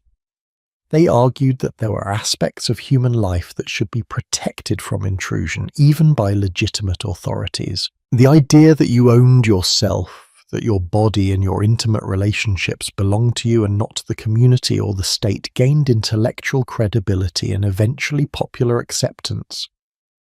Economic changes were crucial as well. The rise of capitalism and market economies changed how people related to each other. In a traditional village economy, everyone depends on everyone else in direct, personal ways. The baker needs the farmer, who needs the blacksmith, who needs the weaver. But in a market economy, relationships become more abstract, more based on contracts and money than on personal obligations. This economic individualism reinforced social individualism.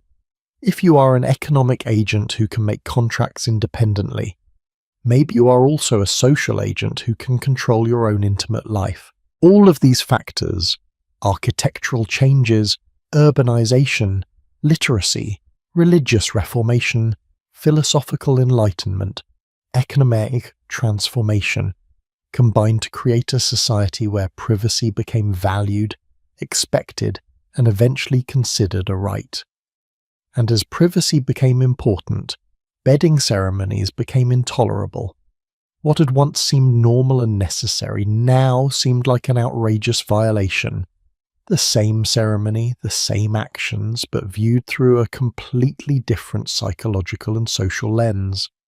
There is something almost tragic about this transformation when we think about it from the perspective of people living through it. Imagine being part of a generation caught between two worlds. Your grandparents had bedding ceremonies and thought nothing of it. Your parents had bedding ceremonies but maybe felt a bit uncomfortable about it. And now you're supposed to have one, but everything you have learned about dignity and privacy makes the idea horrifying. You are not just rejecting a ceremony, you are navigating a fundamental shift in how humans understand themselves and each other.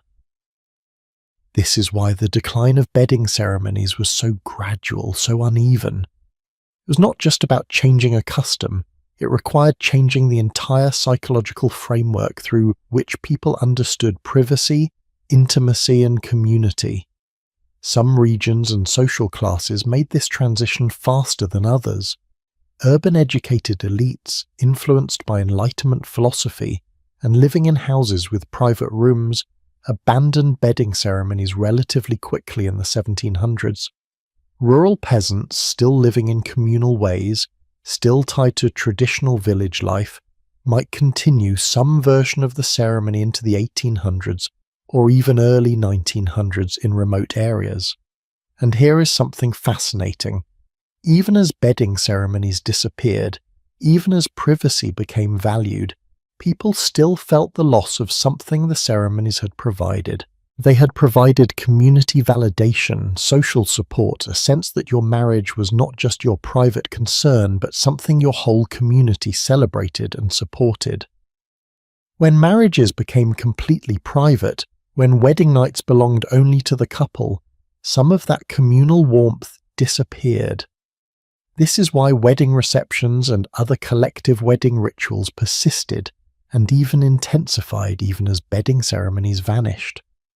We still want our communities involved in our marriages. We still want witnesses to our commitment, just not to our consummation.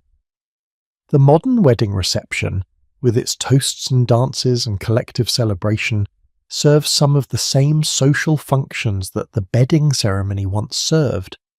It makes the marriage a community event, creates shared memories, involves people beyond just the couple. We have found ways to be communal about marriage while respecting privacy about intimacy, but this required developing new rituals to replace the old ones. There is also something we can learn from examining this historical shift, something relevant to our own time. We live in an era of social media where people voluntarily share aspects of their lives that previous generations would have considered intensely private. Photos of intimate moments, details of relationships, personal struggles and triumphs, all shared publicly, witnessed by hundreds or thousands of people. In some ways, we are recreating a communal witnessing of private life, but voluntarily, with control over what we share and with whom. Is this so different from medieval communal living? In both cases, private life becomes public in certain ways, but there is a crucial difference: choice. Modern people choose what to share and can stop sharing whenever they want. Medieval people had no such choice. Their lives were communal not by preference but by necessity, by social structure, by physical living conditions that made privacy impossible. The bedding ceremony was mandatory witnessing. Social media is optional sharing. That difference, the presence or absence of genuine consent and control, is what makes all the difference between oppression and connection. Looking at medieval bedding ceremonies through this psychological lens, understanding the fundamentally different concept of privacy and self, helps us avoid the trap of thinking medieval people were simply less civilized or less sensitive than we are. They were not. They were responding rationally to their circumstances, creating social systems that made sense given how they lived and how they understood themselves. The bedding ceremony worked for them in ways it could never work for us, not because they were inferior, but because they were different, living in a different social and psychological world. And recognizing this difference, acknowledging that concepts we consider universal and timeless, like privacy and individual rights, are actually historically contingent, culturally specific, and relatively recent, should make us humble. It should make us wonder what aspects of our current life might seem as strange to people a few centuries from now, as bedding ceremonies seem to us. What are we doing right now? What customs are we following that future generations will look back on and struggle to comprehend? This humility, this recognition that our way of living is not the only way or the inevitable way, is perhaps the most valuable lesson we can draw from studying medieval bedding ceremonies. They show us that human societies can organize intimacy, privacy, and community in radically different ways, and that what seems obviously right to us might have seemed obviously wrong to our ancestors, and vice versa. We are all products of our time, shaped by historical forces we barely understand, following customs that feel natural but are actually contingent. And with this understanding of how profoundly privacy concepts differ across time and culture, we are ready to explore how bedding ceremonies varied not just across time, but across space. How did different regions of Europe adapt this custom to their local conditions and beliefs? What can the regional variations tell us about the diversity of medieval Europe, about how local culture shaped even the most intimate customs? Let us take a journey across the medieval map and discover how bedding ceremonies looked, from Iceland to Italy, from Ireland to the edges of the Byzantine world. Medieval Europe was not a monolith.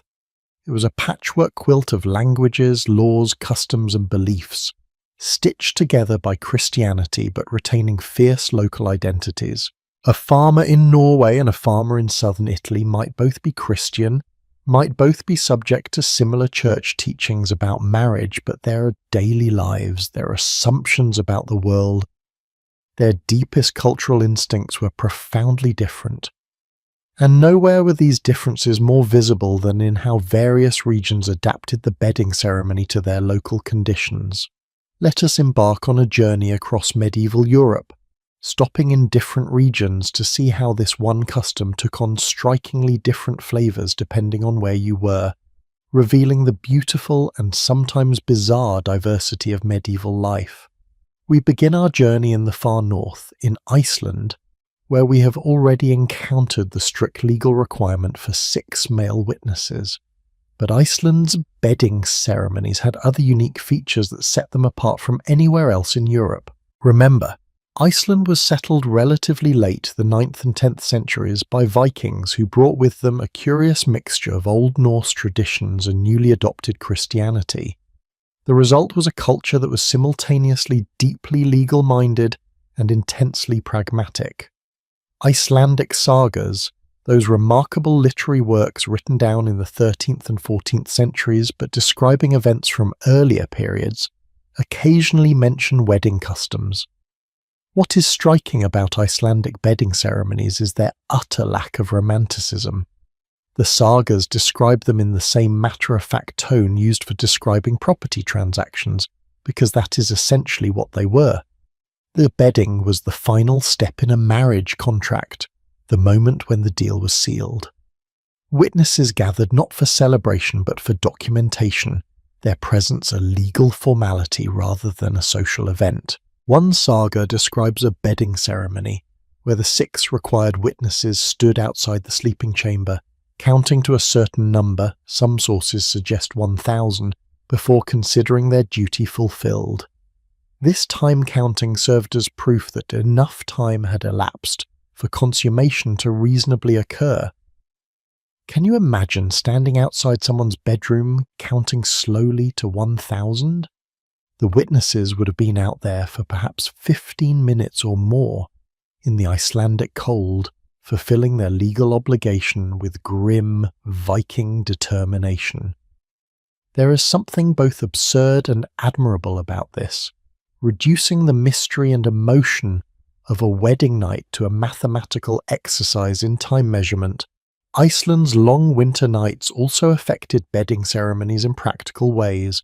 Winter weddings, which were common because agricultural work did not demand attention during that season, meant bedding ceremonies happened in near total darkness, broken only by dim oil lamps or candles. The cold was intense. Remember, Icelandic houses were made of turf and stone with minimal heating.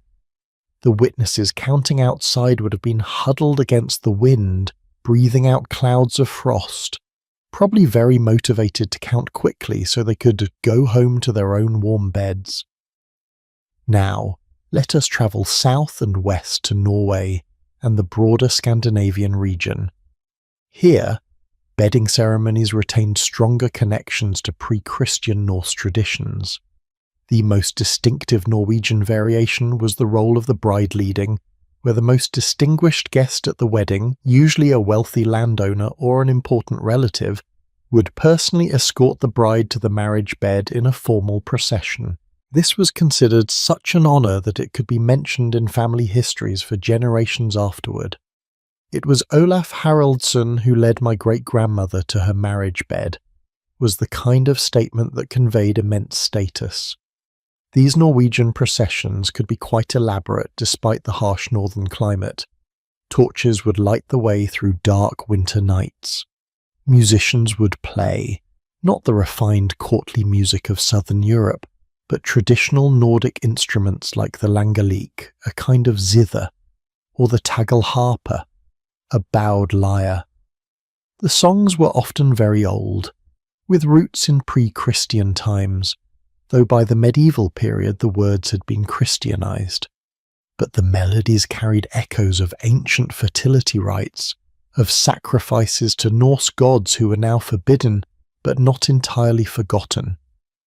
There was also a unique Norwegian custom of offering the newlyweds food during the bedding ceremony. Unlike the Scandinavian practice we mentioned earlier of simply bringing dishes, the Norwegian variation involved specific ceremonial foods with symbolic meanings. Buttered flatbread represented prosperity. Salted fish represented preservation. May this marriage endure like salted fish endures the winter. Honey represented sweetness in the relationship. The couple was expected to eat a small amount of each food while the distinguished guest and other witnesses observed, making the bedding ceremony also a ritual meal, a communion of sorts. Let us journey now across the North Sea to Ireland, where bedding ceremonies took on distinctly Celtic characteristics layered over Christian practice. The Irish, recently converted to Christianity in medieval terms, had strong memories of pre-Christian traditions and found ways to incorporate them into Christian rituals. Irish bedding ceremonies often involved what were called protection rituals, practices meant to ward off fairies and evil spirits who might curse the marriage bed. An Irish bride might have her hair braided in a specific protective pattern before the bedding ceremony, with red thread woven through to confuse malevolent fairies. Salt might be scattered under the marriage bed, because Irish folk belief held that fairies could not cross salt lines. The priest blessing the bed would often include prayers not just for fertility, but specifically for protection against the Eos Sea, the fairy folk who in Irish belief were always looking for opportunities to cause mischief or steal away beautiful brides. These Irish additions to the bedding ceremony were technically unauthorized by the Church. Rome did not approve of fairy beliefs, considered them superstitious remnants of paganism that should be stamped out. But Irish priests living in communities where fairy belief was universal and taken absolutely seriously pragmatically incorporated these elements into church rituals. Better to Christianize fairy protection than to try to eliminate beliefs that were simply too deeply rooted to remove. Now we move east to the Germanic lands, modern Germany, Austria, parts of Switzerland, where bedding ceremonies were perhaps the most elaborate and theatrical of anywhere in Europe. We have already mentioned the obscene noises and excessive music of German ceremonies, but there was more to it than that. Germanic regions developed an entire subculture around wedding bedding, with specialized songs, specific rituals, even professional wedding fools, who could be hired to make the ceremony more entertaining. A typical German bedding ceremony in a prosperous town might involve a parade through the streets before reaching the house where the couple would be bedded. Neighbours would open their windows to watch and cheer. The wedding fool, dressed in motley clothing with bells, would lead the procession, making jokes and comic commentary. Some of these jokes were genuinely funny, wordplay, amusing observations about married life. Others were crude sexual innuendo. The fool walked a line between entertainment and offensiveness, and a skilled wedding fool was highly valued because he could keep the mood light and reduce the couple's anxiety without going so far as to cause actual offence. Germanic ceremonies also featured something called the bride's ransom. Before the couple could be brought to the bed, friends of the groom would pretend to kidnap the bride, taking her to a different room and demanding the groom pay a ransom, usually a round of drinks for everyone present, before she would be returned. This playful kidnapping was meant to demonstrate that the bride was valuable, that the groom had to prove his worthiness to receive her, but it also extended the ceremony, building anticipation and giving the couple more time to prepare themselves mentally for what was coming.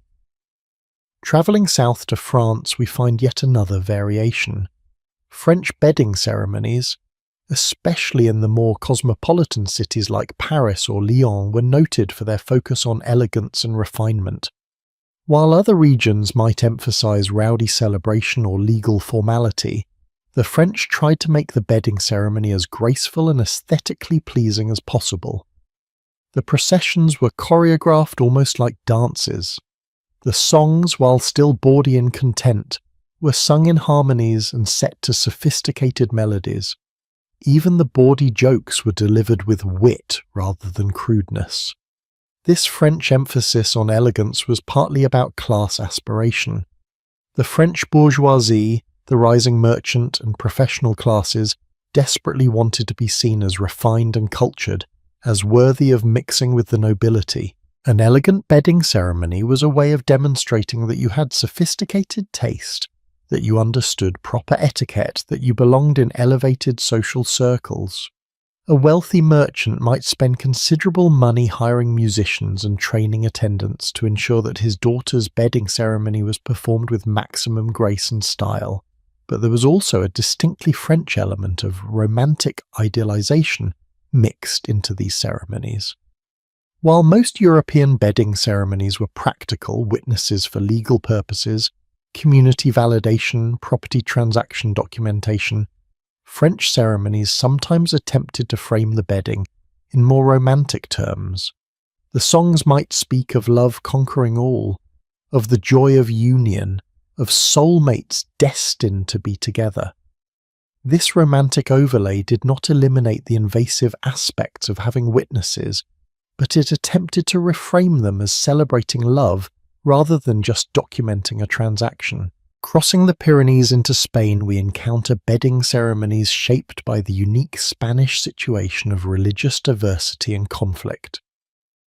Medieval Spain was a region where Christians, Muslims, and Jews lived in close proximity, sometimes peacefully, sometimes violently. Christian bedding ceremonies in Spain were often more explicitly religious than elsewhere, perhaps as a way of emphasizing Christian identity in a mixed religious landscape. Spanish bedding ceremonies might involve extended prayers, multiple priests rather than just one, more holy water, more blessings. The religious elements were performed in Spanish or Latin rather than local dialects, emphasizing connection to the universal Catholic Church. And there was often an undercurrent of fertility emphasis even more intense than other regions. Spanish couples were producing Christian children who would strengthen Christian Spain against Muslim and Jewish neighbours. The bedding ceremony was not just about two people, but about the demographic future of Christian Iberia. Interestingly, there is some evidence that Muslim and Jewish communities in Spain developed their own parallel bedding customs, influenced by Christian practice but adapted to their own religious requirements. Jewish bedding ceremonies would have been governed by Jewish law regarding marital intimacy, which has different requirements than Christian law. Muslim bedding ceremonies would have been shaped by Islamic marriage customs. These communities were watching their Christian neighbours, borrowing some elements, adapting others, creating hybrid customs that existed in the cultural mixing bowl of medieval Spain. Venturing into Italy, we find perhaps the most diverse regional variations anywhere, because Italy in medieval times was not a unified country but a collection of independent city-states, kingdoms and republics, each with its own character.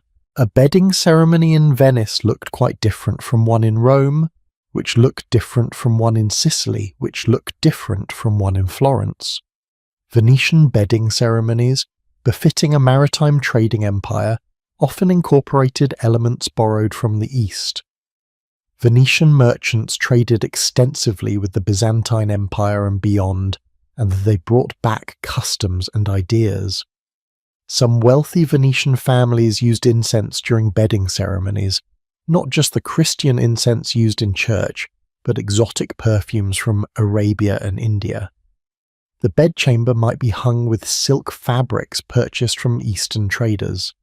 The aesthetic was more ornate, more sensual, more influenced by cultures beyond Europe than anywhere else on the continent. Rome, being the seat of the papacy, had bedding ceremonies that were under particularly intense scrutiny from church authorities. Roman families had to be careful to follow every church rule precisely, because they lived under the eyes of cardinals and bishops who could judge them for any deviation from proper practice. This made Roman bedding ceremonies perhaps the most by the book of anywhere in Catholic Europe, very traditional, very conservative, very concerned with appearing orthodox and respectable. Sicilian bedding ceremonies, meanwhile, showed influence from both North African and Byzantine cultures due to the island's complex history of conquest and trade. There are records of Sicilian weddings incorporating practices that seem unusual for Christian Europe. For instance, the bride being kept veiled not just for modesty but for protection against the evil eye, a concept common in Mediterranean cultures but not typically associated with Northern European Christianity. Witnesses at Sicilian bedding ceremonies might make specific gestures or say specific phrases meant to protect the couple from magical harm. Florence and the other Tuscan city-states developed bedding ceremonies with a strong emphasis on civic participation. These were republican cities, governed by guilds and councils rather than by kings or nobles, and civic identity was intensely important.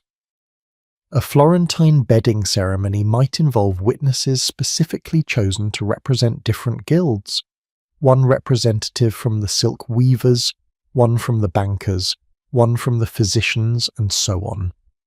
The marriage was being validated not just by individuals but by the city's corporate structure, by the institutions that made Florence function. What all these regional variations reveal is that while bedding ceremonies shared a common purpose across Europe, validating marriages through witness testimony, they were deeply shaped by local culture, climate, religion, politics, and history. The ceremony was a canvas onto which each region painted its own concerns, its own aesthetics, its own identity. An Icelander, counting to 1,000 in the cold darkness, and a Florentine guild representative bearing witness in a silk-draped chamber were performing the same basic function, but in ways so different they almost seem like different customs entirely. And this regional diversity actually helped the bedding ceremony persist for as long as it did. Because the custom was flexible, because it could be adapted to local conditions and sensibilities, it could survive in many different contexts. A uniform, rigid custom imposed from above might have been rejected, but a custom that each region could make its own, could shape according to local needs and preferences, had staying power. The diversity was a source of strength, at least for a time, but eventually that diversity could not prevent the custom's decline, because the forces that would end bedding ceremonies, changing ideas about privacy, improving legal documentation, shifting concepts of individual rights, operated at a level deeper than regional variation. No matter how you dressed it up, no matter what local flavour you added, the bedding ceremony remained fundamentally invasive in ways that newer ideas about human dignity could not accept. And so across all of Europe, from Iceland to Italy, from Ireland to the edges of the Byzantine world, the custom began to fade. Not all at once, not uniformly but inexorably, like a tide slowly receding from shores it had covered for centuries. Every tradition, no matter how or how ancient or deeply rooted, eventually faces a moment when it becomes obsolete. Sometimes customs end with dramatic pronouncements, laws are passed, edicts are issued, the old ways are formally abolished. But more often traditions simply fade away, becoming less common year by year, generation by generation, until one day people realize that what was once universal has become rare, and then finally extinct. The bedding ceremony died this second way through gradual abandonment rather than sudden prohibition. But that slow death has a story worth telling, because understanding how and why this custom disappeared reveals profound truths about how societies change, how new values replace old ones, and how even the most intimate aspects of human life are shaped by forces far larger than individual choice. The beginning of the end can be traced to the mid-1600s, though few people at the time would have recognized it as such. Bedding ceremonies were still common, still expected, still performed across Europe. But cracks were appearing in the foundation that had supported this custom for centuries. The first major crack was philosophical. The Enlightenment, that great flowering of rational thought and humanist values, was beginning to reshape how educated Europeans thought about almost everything, including marriage and privacy. Enlightenment philosophers like John Locke in England wrote about natural rights, inherent freedoms that belong to individuals simply by virtue of being human. Among these rights, Locke argued, was the right to personal liberty and control over one's own body. When you extend this logic to marriage, the implications are clear. If you have sovereignty over your own body, then surely your most intimate moments should be yours to control. Witnesses to consummation start to look less like legal protection and more like violation of natural rights. These philosophical arguments were initially confined to university halls and intellectual circles.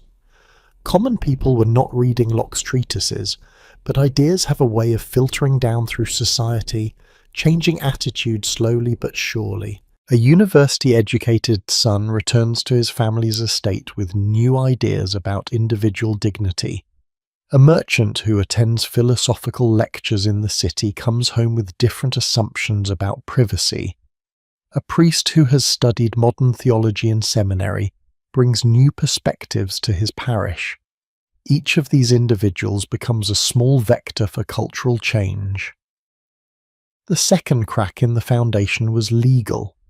Throughout the 1600s and accelerating in the 1700s, European states were developing increasingly sophisticated systems of record-keeping and documentation. Parish registers became more thorough and standardized. Births, marriages, and deaths were recorded with increasing care and detail. Property transactions were documented, filed, stored in organized archives. The entire legal infrastructure of European society was becoming more bureaucratic, more dependent on written records rather than oral testimony. This bureaucratic revolution had profound implications for bedding ceremonies. Remember, the primary purpose of witnesses was to create human testimony that could be used if the marriage was ever challenged. But if you have a marriage certificate signed by a priest and 2 witnesses, officially recorded in a parish register that is maintained by the church and recognized by the state, do you really need additional witnesses to the bedding? The legal function that bedding ceremonies served was being replaced by paperwork. Not immediately, of course. Legal systems are conservative institutions, slow to change. For decades, even centuries in some regions, both systems existed side by side, the old system of witnessed bedding and the new system of documented registration. But gradually the new system proved more reliable and less invasive. A marriage certificate could not die or change its story like a human witness might. A parish register could be consulted decades later without having to track down elderly witnesses. The bureaucratic system was simply more efficient, and efficiency has a way of winning out over tradition. The third crack was economic and social, the rise of what historians call companionate marriage, a new understanding of what marriage should be. For most of medieval history, marriage had been understood primarily as an economic and political arrangement. Love might develop between spouses, and that was nice, but it was not the point. The point was alliance, property transfer, continuation of family lines. But beginning in the late 1600s and accelerating through the 1700s and 1800s, a new model emerged, particularly among the middle classes. Marriage in this new understanding should be based on mutual affection, on companionship, on romantic love. This shift had enormous implications for bedding ceremonies. If marriage is primarily a business arrangement between families, then having the community witness its consummation makes sense. It is quality control, ensuring the contract is fulfilled. But if marriage is primarily a love relationship between 2 individuals, then community witnessing becomes invasive interference in something deeply personal. The new romantic ideal of marriage had no place for crowds in the bedroom. The wedding night should belong to the lovers alone, a precious private moment of intimacy and discovery. We can track this shift through literature. 18th century novels and plays begin to depict bedding ceremonies, when they mention them at all, as old-fashioned embarrassments that sensitive people try to avoid. Characters who insist on traditional bedding ceremonies are portrayed as crude, backward, out of touch with modern sensibilities. Young couples who manage to avoid the ceremony are depicted as clever and romantic, escaping an ordeal rather than fulfilling a duty. Popular culture was reflecting and reinforcing changing attitudes. The fourth crack was architectural. We touched on this earlier, but it deserves emphasis. The physical structure of European homes was changing dramatically during this period. In 1600, even wealthy families often had houses where privacy was limited, where servants and family members had access to most spaces, where the modern concept of a private bedroom was rare.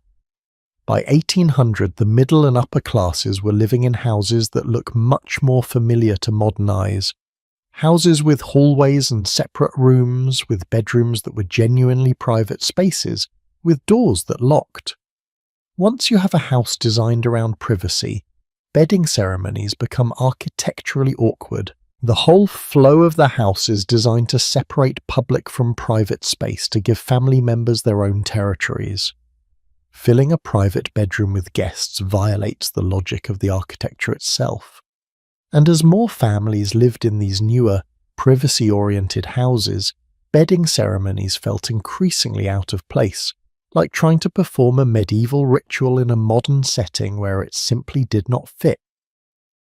The fifth crack was religious, specifically the long-term effects of the Protestant Reformation. Protestant theology emphasized personal faith over communal ritual, direct relationship with God over church-mediated sacraments. These theological shifts had social implications that took generations to fully manifest. If your faith is personal and internal, if the important religious moments happen in your heart rather than in public ceremonies, then maybe your marriage should be personal too. Maybe what matters is the commitment between you, your spouse, and God, not the validation of witnesses. Protestant regions did not immediately abandon bedding ceremonies. We have records of them continuing well into the 1700s, even in staunchly Protestant areas. But Protestant culture created an intellectual and spiritual environment where the ceremony made less sense, where it seemed like an unnecessary elaboration, where the fundamental Protestant instinct to strip away excess ritual eventually turned against this tradition as well. By the early 1700s, these 5 cracks, philosophical, legal, social, architectural, and religious, were combining to create real pressure on the bedding ceremony tradition. But the custom did not collapse all at once. Instead, what happened was a gradual stratification. The ceremony began to disappear first among certain groups and in certain places, while persisting in others. Urban educated elites were the first to abandon bedding ceremonies. By the 1720s and 1730s, in cities like London, Paris, Amsterdam, and Edinburgh, fashionable society considered bedding ceremonies hopelessly old-fashioned. To have a traditional bedding ceremony marked you as provincial, as someone who did not understand modern manners. The social pressure among this class shifted from pressure to have the ceremony to pressure to not have it. An aristocratic couple in 1730s London would likely have no bedding ceremony, or at most a highly abbreviated symbolic version with just a couple of trusted witnesses for legal formality. The rural nobility and gentry were slower to change. They lived in traditional manners, often in isolated areas, still closely connected to traditional ways of life. For them, bedding ceremonies continued through much of the 1700s, though they became less elaborate over time. A country squire in 1760 might still have a bedding ceremony, but it would be shorter, less public, more focused on legal witnessing than social celebration. The invasive aspects were being quietly minimized even as the basic structure remained.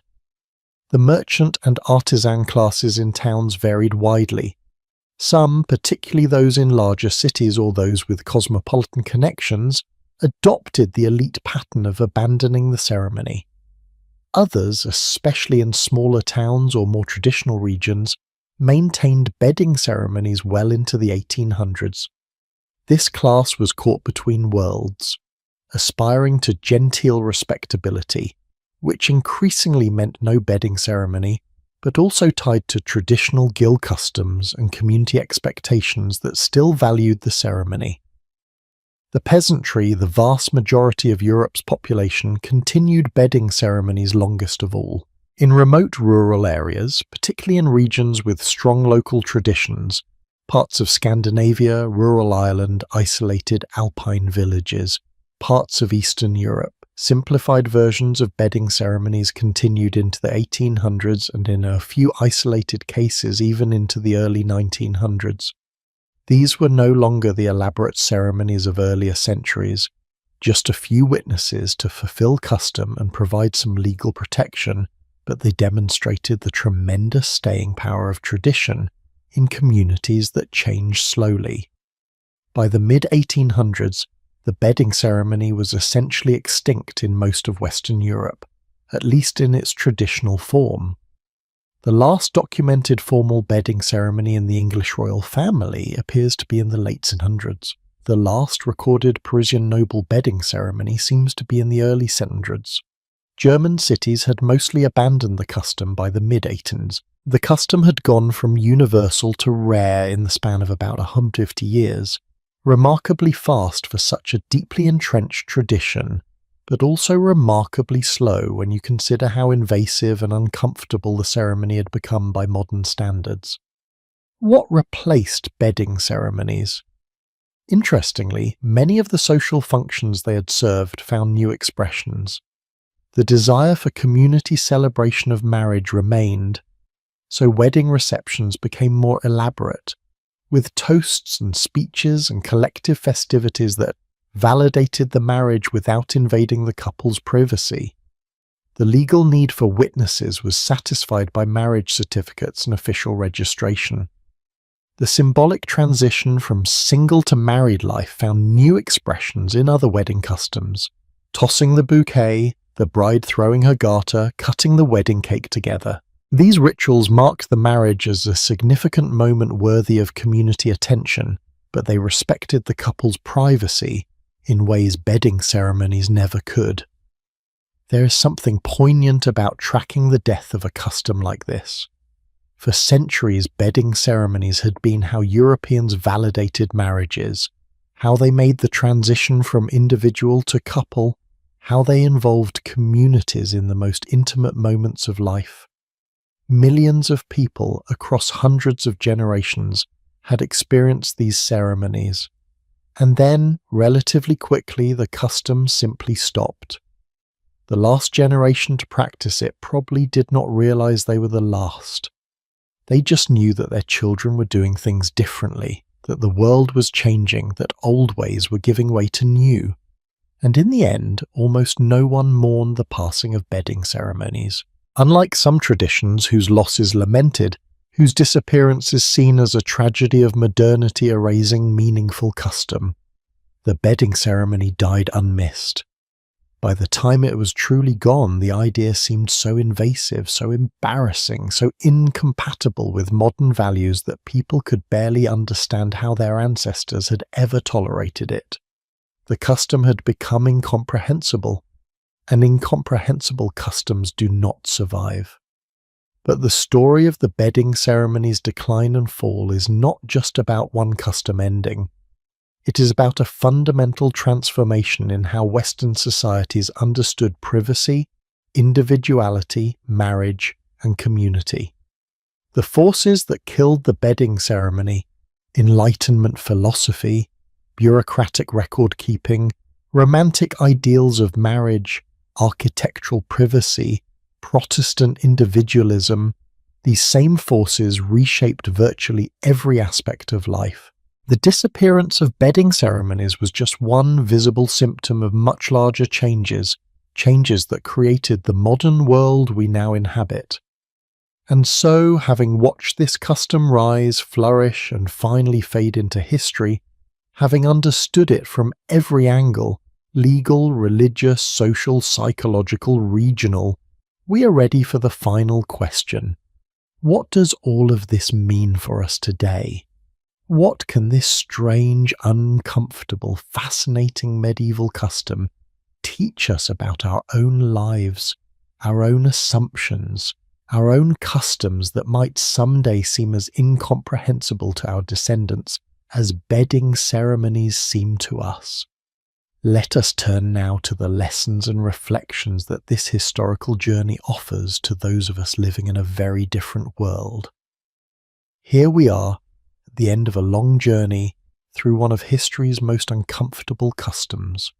We have watched medieval couples being paraded to beds by crowds of witnesses. We have stood outside Icelandic bedchambers counting slowly in the cold. We have witnessed kings refusing tradition and peasants adapting it to their means. We have seen a practice that lasted for centuries finally crumble under the weight of changing values. And now, as you lie here listening in the quiet darkness of your own private bedroom, a privacy that would have seemed miraculous to most of our ancestors, the question arises, so what? What does any of this matter to us, living in a world so utterly different from medieval Europe that bedding ceremonies seem like something from an alien planet? The answer, I think, is that studying customs that seem incomprehensible helps us understand something crucial about ourselves. How much of what we consider natural and obvious is actually cultural and temporary? The medieval people who participated in bedding ceremonies were not stupid or insensitive. They were responding rationally to their world, to their social structures, to their understanding of marriage and community. And we, living in our privacy-focused, individualistic society, are also responding to our world, following customs that make sense to us, but that might seem equally bizarre to people living a few centuries from now. Let us start with the most obvious lesson. Privacy is not a universal human need, it is a culturally constructed value. For most of human history, for most human societies, privacy as we understand it simply did not exist. People lived communally, worked communally, even slept communally. The idea that you need your own room, your own space, your own time alone would have seemed strange and even suspicious to the vast majority of humans who have ever lived. Our modern obsession with privacy, our assumption that it is a fundamental right, is historically unusual. This does not mean privacy is bad or that we should abandon it. Privacy has brought genuine benefits. It protects us from intrusion, gives us space for reflection and intimacy, allows us to develop as individuals rather than just as community members. But recognizing that privacy is a cultural value, rather than a natural law, should make us more thoughtful about it. When do we need privacy, and when does excessive privacy isolate us? How do we balance our need for personal space with our need for community connection? These are questions every modern person navigates, often without realizing we are navigating them. The bedding ceremony also teaches us about the relationship between law and social custom. Medieval people needed witnesses to consummation because their legal system relied on oral testimony rather than written documentation. They had found a solution to a real problem. How do you prove something happened when you have no photographs, no video, no comprehensive written records? Their solution, from their perspective, made perfect sense. It was invasive. Yes, but it was reliable. We have different solutions to the same underlying problem. We prove things happen through digital records, through photographs, through electronic paper trails that document nearly everything we do. Our solutions create their own invasions: surveillance cameras, data collection, digital tracking. Someone from medieval Europe might look at our world and be horrified by how much of our lives is recorded and stored. You let corporations track your every movement through your phone, they might ask. You allow cameras to watch you in public spaces. You voluntarily post intimate details of your life online where anyone can see them. From their perspective, our privacy invasions might seem worse than theirs, just differently arranged. This is not to say medieval bedding ceremonies and modern surveillance are equivalent, but it reminds us that every society accepts certain invasions and rejects others, and what seems acceptable depends heavily on cultural context and perceived benefits. We tolerate invasions we understand and that serve purposes we value, and we are horrified by invasions that violate our particular cultural sensibilities. Understanding this helps us be more thoughtful about which invasions we accept and why. The bedding ceremony also reveals something about the changing nature of marriage itself. Medieval marriage was fundamentally a social institution, a public matter, something that involved families and communities and had implications far beyond the couple themselves. Modern marriage is fundamentally personal, a private bond between two individuals based on love and mutual choice. Neither model is inherently superior.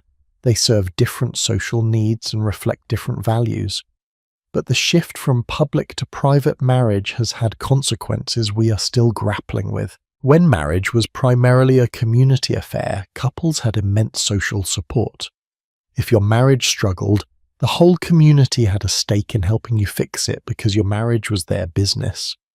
When marriage became primarily personal, couples gained freedom, but lost that safety net.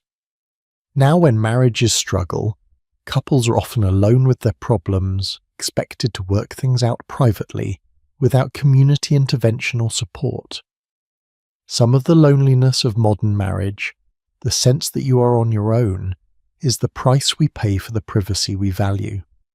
Perhaps there is something to learn from the medieval model without adopting its invasive aspects. Modern couples might benefit from more community involvement in their marriages, not witnesses in the bedroom obviously, but mentorship from older couples, support systems that help marriages thrive, community celebrations that reinforce the bond. We have perhaps swung too far toward the private extreme, and finding some middle ground might serve as well. The bedding ceremony also teaches us about consent and power. Medieval brides and grooms rarely had full control over their weddings, their marriages, or their bodies. They submitted to bedding ceremonies not because they wanted to, but because they had no choice, because social pressure and legal requirements left them no alternative. Looking back on this from our perspective, with our modern emphasis on consent and bodily autonomy, we can see how wrong that was, how much those people's dignity was violated even though they might not have had the conceptual framework to recognize the violation. This should make us wonder, what are we doing right now? What invasions or indignities are we accepting that future generations will look back on with the same horror we feel toward bedding ceremonies?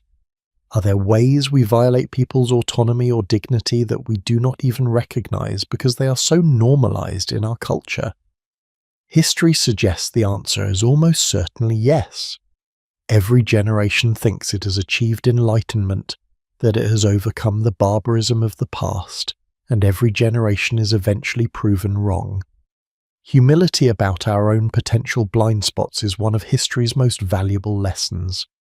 There is also something to learn from how bedding ceremonies ended.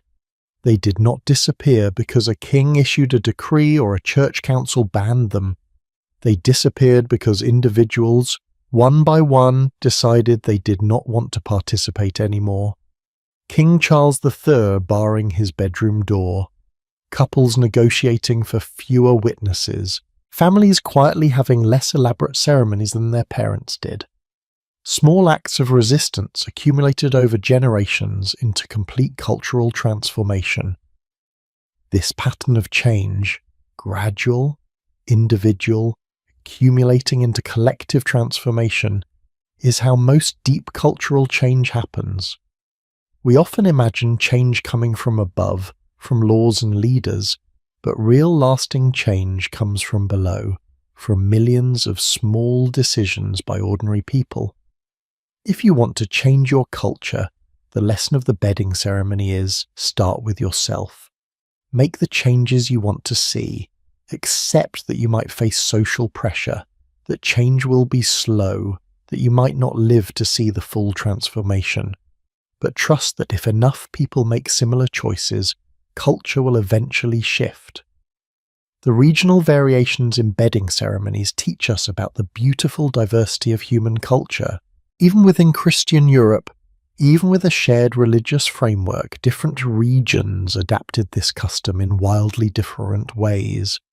Icelanders counting to 1,000 in the cold, Norwegians offering ceremonial foods, Irish brides protected against fairies, German wedding fools leading parades, French elegance, Spanish religiosity, Italian civic participation.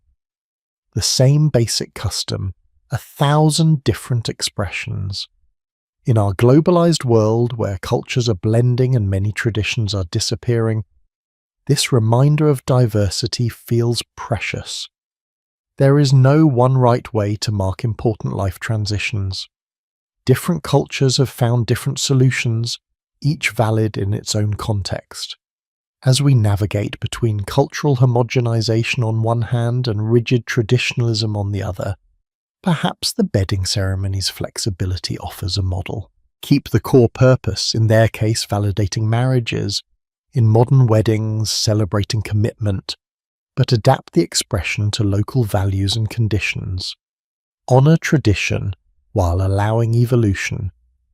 And finally, the bedding ceremony teaches us about the necessity of incomprehensibility. Some customs must become incomprehensible before they can die. As long as we can understand why our ancestors did something, even if we disagree with it, the practice retains some legitimacy. But once a custom crosses into the realm of the truly incomprehensible, once we cannot even imagine the mindset that would consider it acceptable, then it loses all hold on us. Bedding ceremonies reached that point. They became so alien to modern sensibilities that they simply could not survive. This suggests that for harmful customs to truly end, they need to become not just unacceptable but unthinkable. It is not enough to say we should not do this. We need to reach a point where the idea is so foreign that people cannot imagine why anyone ever would do it. This has implications for modern social justice work, for efforts to end practices we now consider harmful. The goal is not just policy change but consciousness change, not just making something illegal, but making it incomprehensible. So here we are, lying in our private bedrooms, masters of our own intimate lives in ways our ancestors could barely imagine. We have gained something precious, dignity, autonomy, privacy, but we've also lost something, community involvement, social support, the sense that our important moments are shared experiences. Neither the medieval world nor our modern one has everything right. Both have made trade-offs, accepting some problems to gain other benefits. Perhaps the wisest approach is to study history, not to judge but to understand, not to condemn our ancestors but to recognize their humanity and their rationality within their own context. They were doing the best they could with the knowledge and social structures they had. We are doing the same. And people a few centuries from now will likely look at some of our practices with the same bemused horror we feel toward bedding ceremonies, wondering how we could ever have thought that was acceptable. The bedding ceremony, in all its uncomfortable glory, reminds us that we are not the endpoint of human cultural evolution. We are just another point along a long journey. Our customs are not permanent and inevitable. They are temporary and contingent, shaped by forces we barely understand, destined to be replaced by new customs that our descendants will consider obvious and natural, but that might seem as strange to us as bedding ceremonies seem now. And perhaps that is the final, deepest lesson: humility. Humility about our own practices and values. Humility about our ability to judge the past. Humility about our confidence that we have achieved some kind of moral enlightenment that previous generations lacked. We are all products of our time, doing our best to navigate circumstances we did not create, following customs that feel natural but are actually constructed, believing things that future generations will question. The medieval couple, lying in bed while witnesses stood nearby, probably did not think about any of this. They were just trying to get through an uncomfortable but expected ritual, to start their married life, to meet their social obligations. And we, lying in our private beds listening to stories about them, are also just trying to navigate our own rituals and obligations, our own social expectations, our own uncomfortable moments. The specifics have changed. The human experience, trying to build lives and relationships within the constraints and possibilities our culture offers us, remains surprisingly constant. So as we come to the end of this long night's journey through the strange world of medieval bedding ceremonies, take a moment to appreciate your private bedroom, your autonomy over your intimate life, the dignity that privacy provides. But also remember the community and connection that medieval people had, the social support that came with their communal way of life. Perhaps we can find ways to have both: privacy when we need it, community when we want it, autonomy with connection rather than isolation. Thank you for staying with me through this exploration of one of history's most uncomfortable customs. Thank you for being willing to look at something strange and challenging, and to find lessons and insights in it. Thank you for your patience with the awkwardness and your openness to understanding a world so different from our own. I hope this journey has given you not just historical knowledge, but also some new perspectives on your own life, your own values, your own assumptions about what is natural and inevitable.